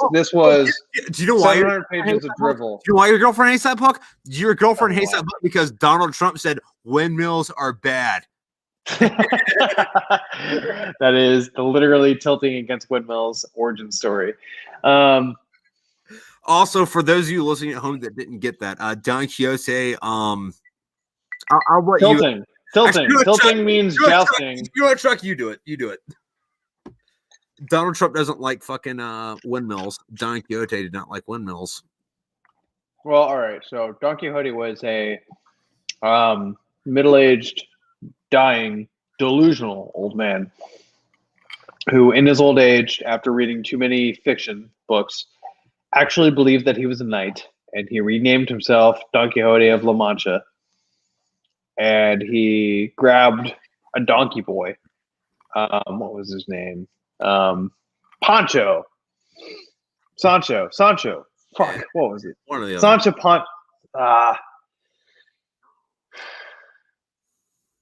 I can ask Gabby. It was like Sancho Pancho or something like that. The dumb guy truly believed that he was a knight. He was an errant knight. And at one point, he was suffering such severe delusions that he believed he was looking at an enemy army, but it was actually just a windmill, and he tilted against it. He ran against it with his spear. He jousted a windmill, and he was defeated by it, which I think is where tilting against windmills came from. Right?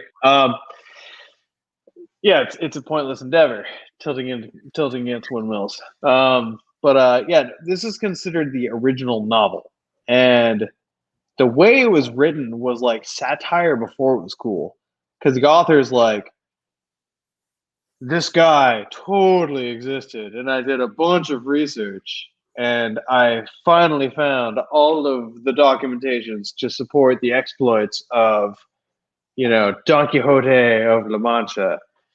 Here are his stories, and they're just all humiliating, and it's really fun, in my opinion. And I love the 1,000-year-old satirical genius of it. I think it ages well. It ages better than a lot of shit.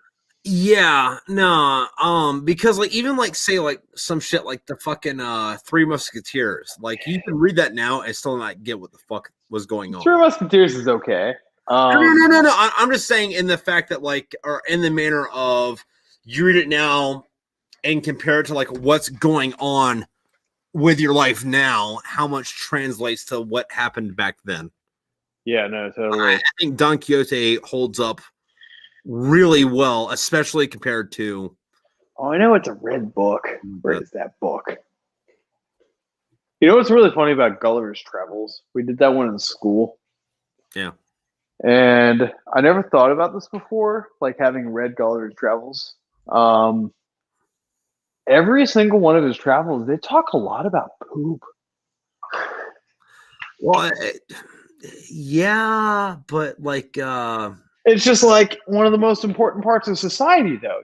I thought about it, and I'm like, why does this keep coming up? And he was like, okay, so it was me, big Gulliver, going to this small society. I think, all right, no, what was the order? There were like 4 of them. It was the first one he went to, he was a giant, and they were the Lilliputians. And he was like, they had to like take my shit in like 40 wheelbarrows and like bring it out to the coast. And I'm just like, damn, bro, like having a giant living in a warehouse in your society, every time he takes a dump, that is really inconvenient. And then the next one was, no, was it 3 societies or 4? I don't remember. It's been a few years. I think it was only 3, actually. So the first one, he was a giant in, and they were the Lilliputians, and it was like one island and another island, and they wanted to go to war together and all that shit. And the next one, he was a tiny person, and they were the Brobdingnagians? Messed up, I don't know, but like, and then the next one were like horse people. It got even weirder. But in every single one of the stories, he talked about the disposal of waste, which I just thought was hilarious, because it's like, when you think about it, if Kyle DeMario is still in this group, Kyle DeMario is with me, you think a lot about the disposal of waste in this society. Like, it's important. Like, where does your shit go? The measure of a society. We're pretty terrible at garbage. We're pretty decent at feces, because people care about that. And if Kyle DeMario is still in the script, he will send you a video of what it looks like working in the shit store. And by shit store, I mean, you know, where all of our shit goes. Yeah. No, it's back to the previous fucking argument. Recently we had to read what is it? Plautus's fucking Carulio. And ancient fucking Roman fucking play, like Roman Republic fucking era in it. And thank you, Bobby. It was Four Societies. No, go on, Tripp. Yeah, got it. But in this fucking play, you know how like in plays they always tell you like name of character, brief description of them. Yeah, I mean, depending on whose play it is, like Shakespeare gives you a dramatis persona. Right. Not everyone does that. Like sometimes you just have to figure it out as you go. I personally prefer the old way in that regard. The one thing I don't prefer is that Shakespeare assumed you weren't experienced in storytelling yet, so I have to tell you what's going on before you can watch the story. Yeah, but anyway, for this fucking like ancient Roman fucking like literature class I'm fucking taking, one of the things I had to read was Cerilio by fucking Plautus, and one of the characters in it, his name was Capitix. The description of who this was for the play started was a pimp very ill, and in my response paper because like this teacher is very like, dude, I love this guy to death because he's like, I know that this is just like a elective, but like I'm gonna make you fucking earn this fucking grade. So in my fucking paragraph fucking response to this, like, so Cappadox, who is a pimp that is very ill. This may have something different in fucking ancient Rome than it does now, but let me fucking illustrate to you between this and that. So I grew up in the 90s. Who's a very ill. Can you like play screens here? Totally different than a pimp who is very ill. No, you should play like 90s Nick here right now.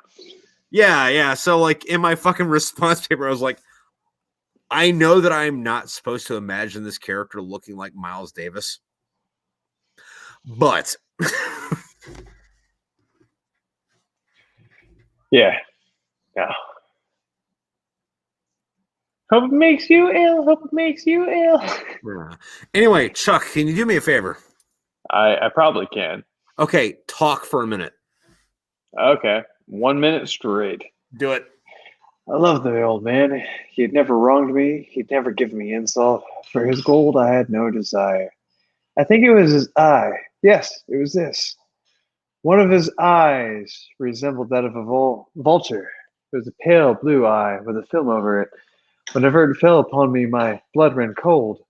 And so, by degrees and very gradually, I made up my mind to take the life of the old man, and thus rid myself of his eye forever. Now this is the point. You fancy me mad, but madmen know nothing. But you should have seen me. You should have seen with what caution and foresight and with what dissimulation I went to work. I was never kinder to the old man than during the whole week before I killed him. Now this is the point. You fancy me mad. Madmen know nothing. Shit, I fucked it up. I'm sorry, I'm trying to quote it.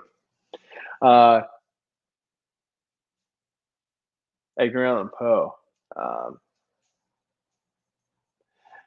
Let's go with something else. V for Vendetta. Voila! In view, a humble vaudevillian veteran cast vicariously as both victim and villain by the vicissitudes of fate. This visage, no mere veneer of vanity, is a vestige of the vox populi, now vacant, vanished. However, this valiant visitation of a bygone vexation stands vivified and is vowed to vanquish these venial and virulent vermin, then guarding vice and vouchsafing the seditious and violent violation of volition. The only verdict is vengeance, a vendetta, held as a votive, not in vain, for the value and veracity of such shall one day vindicate the valiant and the virtuous. Verily, this vichyssoise verbiage veers most verbose, so let me simply add that it is my very good honor to meet you, and you would call me V.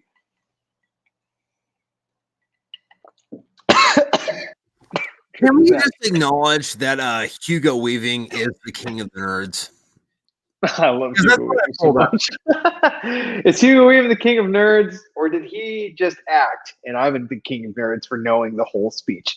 No. Hugo Weaving is the king of the nerds. So he's Elrond, he's Megatron, he's V, he's Agent Smith, he's all kinds of nerdy roles. I love that man. I think he's my favorite actor.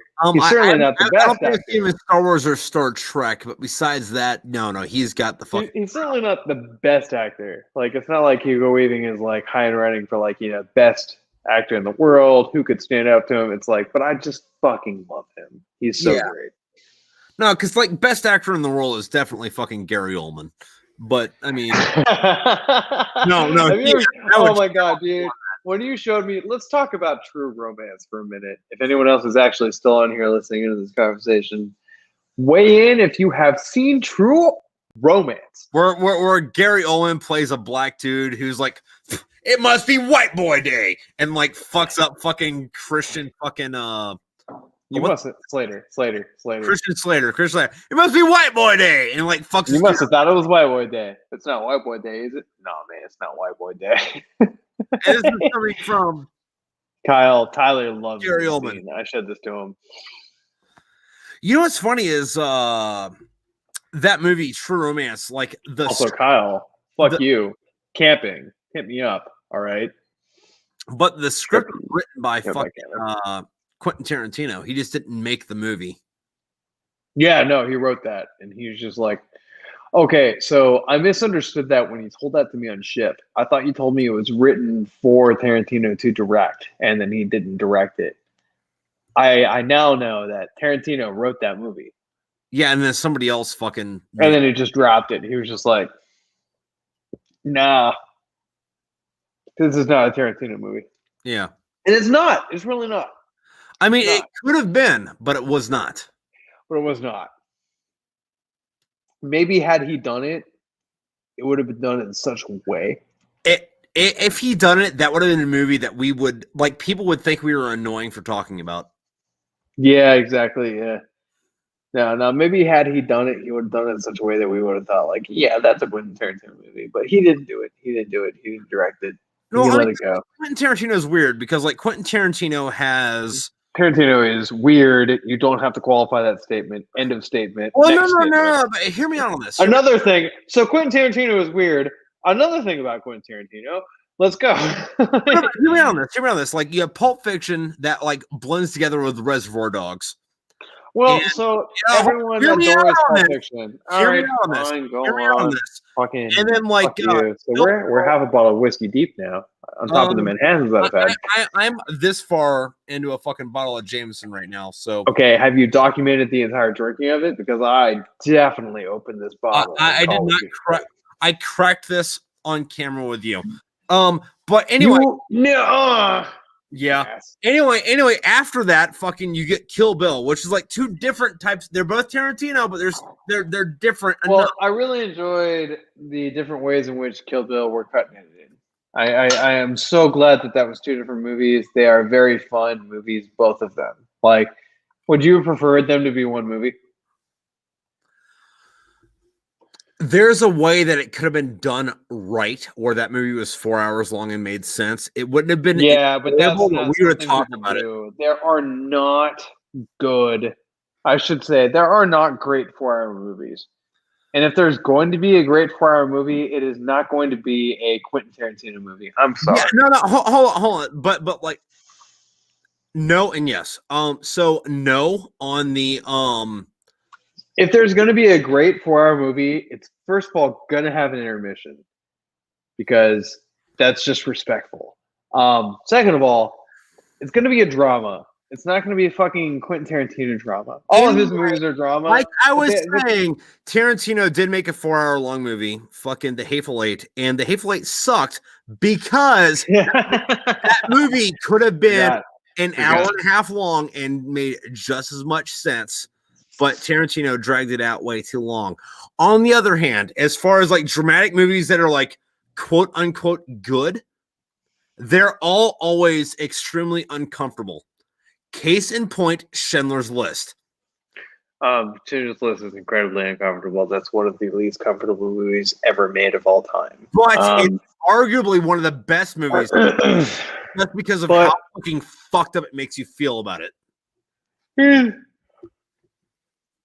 No, that's a good point. That's a good point. Here's the point I was going to make is that, like, with regard to very long movies, they have to be old drama. They can't be new Tarantino. I just reinvented the wheel drama. Like, I watched the short version of The Hateful Eight, and I enjoyed it. Yeah, because the my girlfriend's like an hour long and made sense. Exactly. And Gabby's like, "Oh my god, there is an hour and a half longer version of this movie, just so you know." And I'm like, "What could they add to this to make it make more sense than it already did?" No. That just sounds like dangerously bad editing. Like they already edited out all of the things they didn't need. Now we have a movie. Like movies are a wonderful avenue for telling a story for the short attention span audience of approximately everybody. Not everybody loves movies, but like everyone is capable of watching one. Yeah. So just like give me the movie. And then you've got people like Quentin Tarantino, like, by the way, here's my 2 and 45 minutes long movie.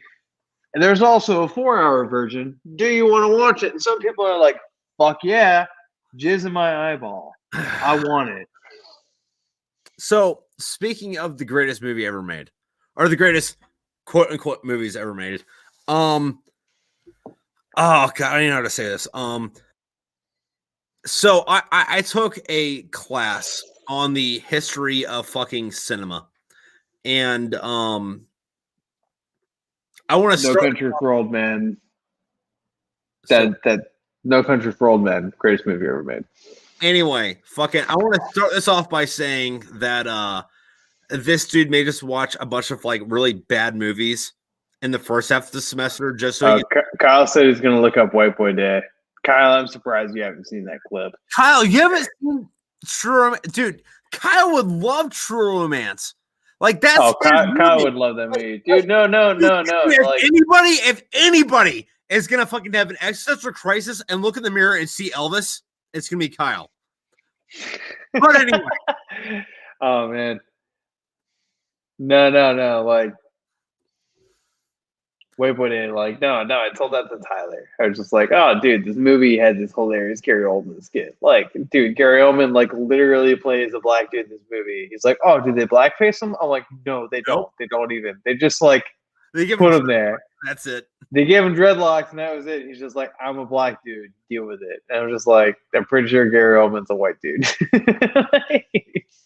Was a black dude. I don't know what to do with that. I don't know what to do with that at all. I love that an Archer, Christian Slater, just pops up. Yeah. And he is just Agent Slater. Yeah. But because he's so lame.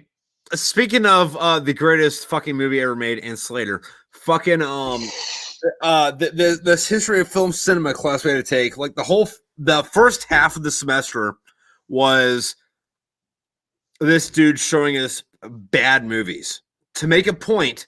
And the last half of the semester, he showed us good movies to make us appreciate the difference between like shit cinema and what it should be. Also, in that, I do want to bring up this dude was like off the boat fucking Indian. And that just made everything better because like this dude was like full American. Like this dude moved to fucking like Pennsylvania when he was 50 and he was American. And I just fucking love his fucking attitude about it. But going back to the best movie ever made and Slater, my final paper was on why Last Action Hero was the greatest movie ever fucking made. Oh my god. And I got 110 on that paper. Well done, sir. Well done.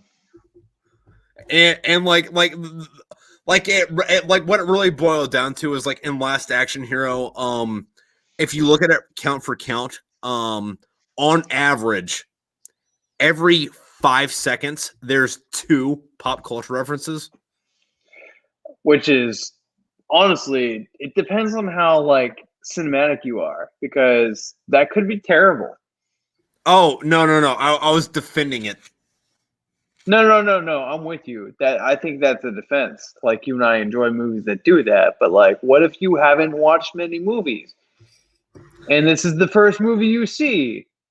That makes this movie worthless. Like, right? It makes this movie totally pointless. You're like, oh, this movie is a reference to. I haven't seen them. I don't know. I don't know what Terminator is. But if it's not a reference to a fucking movie, and he's just being badass enough to not drive while he's shooting the gun in the back of his car, and he Can you imagine? Can you imagine? I'm sorry, but hold on, give me a second. And the truck blows up and an ice cream cone kills a guy. He goes, iced that guy, cone to phrase. I worked a fucking page and a half out of that fucking quote by I actually have a hard time imagining going to the movies in the early 90s era. It just seems like some other world, like some other plane of existence, where like you go to a movie and you're like, what are we gonna see this weekend, Mom? And you're like, The Last Action Hero. It's a parody on old Schwarzenegger movies, like Terminator. No, the reason that Last Action Hero works though is like you don't have to have seen those action movies to appreciate Schwarzenegger blowing shit up. It just but it did sell because of what and who it was. No, actually, it was a big fucking box office flop. Nobody liked it when it came out. Nobody did. No, it's a cult classic. No, yeah, it's a cult classic. No, nobody gave a fuck about it when it came out. Totally fucking flopped. Also, since we're going back to like, oh, we're gonna go see this movie with my fucking mom or whatever. Do you know what let me back to this. Like, as far as movies I watched as a kid in the theater, the oldest movie I remember watching in theater was The Little Mermaid. And then after that was The Lion King. And then after that was Starship Troopers. Oh, so much fun. Yeah. Backtrack that a little bit. Imagine watching that when you're 9. Imagine watching what when you're 9? Starship Troopers? Yeah. I mean, that was not a fucking fun movie to watch. When I was only like 11 when I watched it. I thought it was a great movie to watch. When I watched the movie with my dad in the fucking theater, like it was cool. I was with my dad hanging out and watching the movie, but at the same time, I was like, "What the fuck? What the fuck?" I'm not allowed to say fuck, but like, what the fuck? Yeah, you had like parents renting movies like for the weekend culture, right? Like that was a part of your life. Yeah, Blockbuster was the thing when I was growing up. Yeah, so Friday comes along and it's time to rent some movies. There comes an age where you get to decide some of the movies that are rented. I picked Starship Troopers like 5 weeks in a row. I'm like, I want to watch it again. My dad was like, Seriously? You want to watch this dumb fucking movie again? And I'm like, yeah, I want to watch it again. And he finally got the idea to put a TV in the second room of the house so I could go watch my dumb fuck you movies and he could like watch his movies and like not have to deal with his dumb idiot son wanting to watch Starship Troopers for the third time in a month. His fault. You know, you should have known better. Tyler's dad actually took him to see Starship Troopers in theaters. I didn't get to see it until a year later. I'm a year younger than Tyler there, so that makes sense. It was 97. Yeah. I was 6 when that movie came out. I was 10 when I finally saw it. Thoughts on the fractured fairy tale that is The Princess Bride? Holy shit. Can we stop talking about Starship Troopers and talk about the ultimately superior movie that is The Princess Bride? Yep. You keep saying this word. I do not think it means what you think it means. Inconceivable. Now, if we have to have the rest of the conversation tonight, and I have to keep talking in this voice, by God, I will do it. No balls? In order to pay the homage to Princess Bride that it deserves. You say no balls? No balls? No balls. No balls? No balls. Do you want to go back to the way I found you? Drunk? Unemployed? In Greenland? In Greenland? Only slightly less known is never have a battle to death with a Sicilian when death is on the line.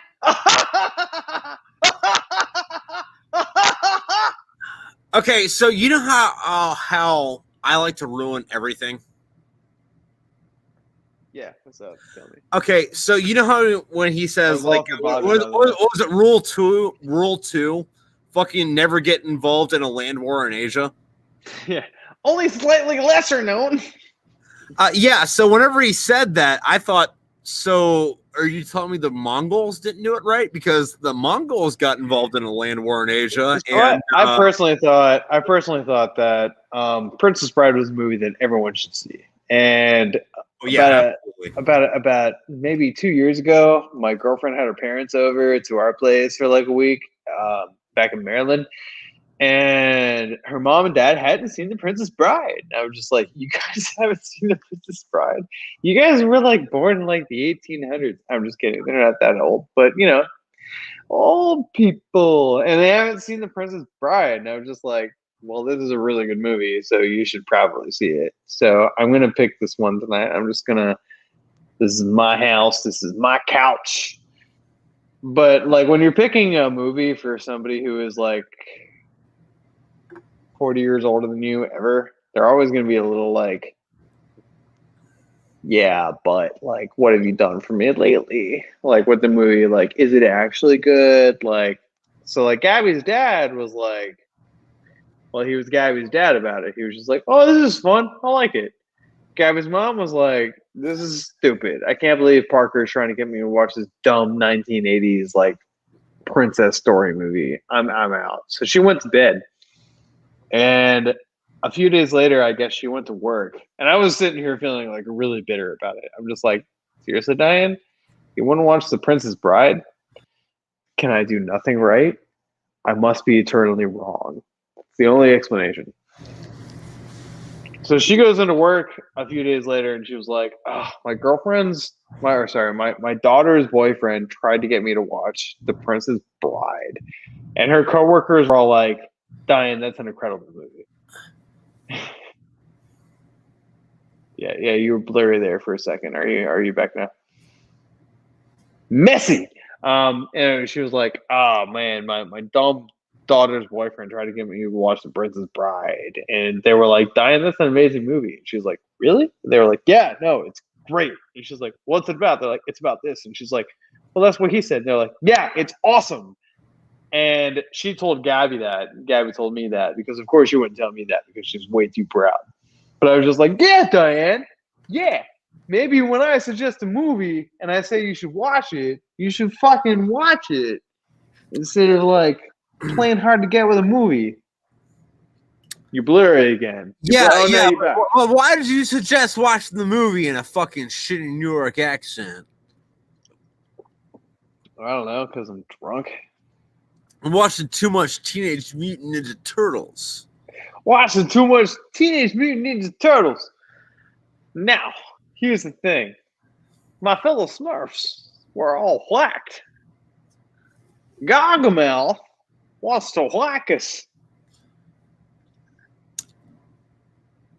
Maybe it's because we walk around all day saying la la la la la la. La la la. I don't know. Yeah, but when you said it like that, though, like, I got this, like, fucking, like, sorry, I won't do it again. I was like, so these Ninja Turtles come in the sewer, and they tell me about this forest that's very far away.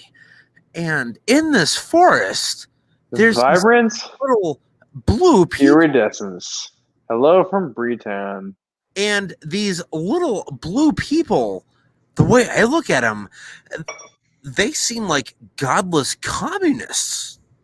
So I investigate these godless communists, and I go in and I talk to their Papa Smurf, and their Papa Smurf isn't anything more than a stand-in for Karl Marx.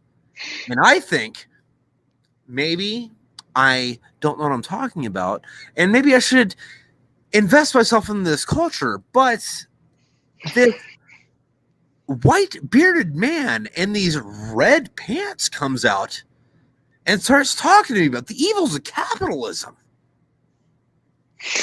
Oh my God. How dare you? I'm sorry. I have to apologize for that. I don't mean to make fun of fucking Tucker Carlson. I think that's very low hanging fruit. And Hey. I would like to think that I'm above that. You could like to think whatever you want. You could also like to think that you're making fun of a journalist, but Tucker Carlson is just he's made this legal argument for himself. He's just a celebrity. He's just an entertainment guy. God, Chuck, stop. He's basically Alex Jones. Stop. Go for it. I'm sorry. Fine. I'll stop. You said he was making this legal argument. No, he was making a legal argument against himself, which usually what you don't. It's kind of like. Can you imagine you remember the game?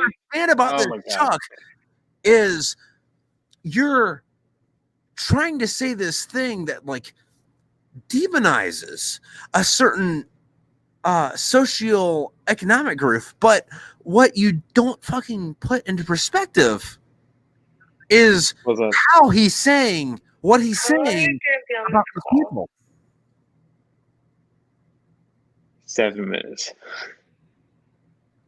Okay. I don't know who Sam Clemente is, but yeah, I was at the Mexican restaurant with my wife last week, and they brought us out chimichangas, and these chimichangas, they had sour cream and shredded lettuce on them. And while I'm looking at this shredded lettuce and the sour cream, I notice that the sour cream is on top of the shredded lettuce.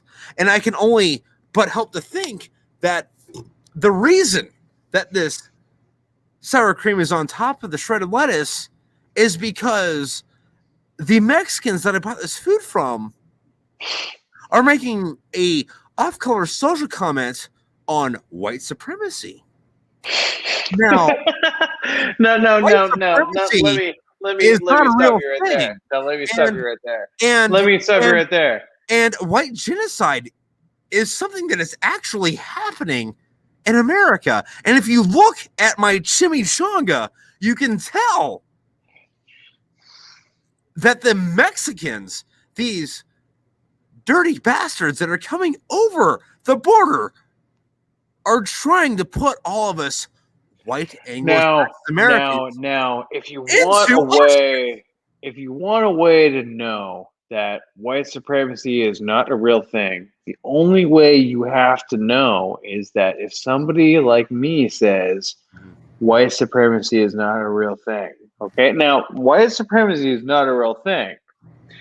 But if it were, somebody like me would probably say white supremacy is not a real thing.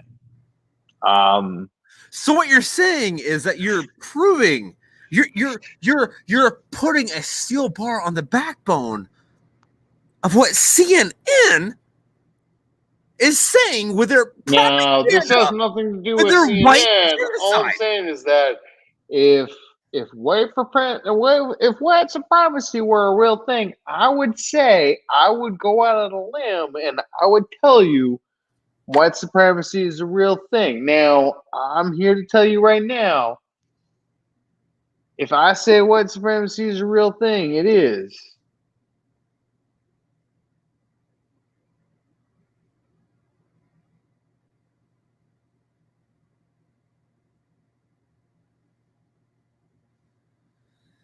It is.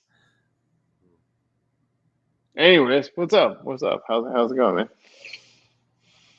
Good job at losing. Parker. Kyle, what? Wait, are we still making fun of fucking white supremacists? Okay, like I don't know if you had a specific go-to guy you were gonna make fun of with that. And there's a point A and a point B to this. Point A is making fun of white supremacists, like, is funny, but it's also super low-hanging fruit. Yeah, right. Point B is, and I don't know how to say this without sounding like a racist, but like, yes.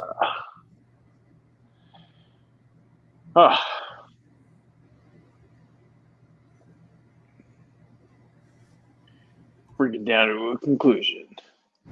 One of my favorite things though is like, do you ever listen to a band called Wasp? Me? No. Okay, so there's this band called Wasp that you should fucking listen to because it's like, imagine Motley Crue, but like ramped up to like 47 on a scale 1 through 10. But well, that's not possible. Motley Crue literally did an upside down drum solo. No. Wasp 47 on that. What? Oh my god! All right, fine. Anyway, did Wasp actually do an upside down drum solo though? Like, come on. We're not talking about the music. We're talking about the performance here, Tripp. Performance.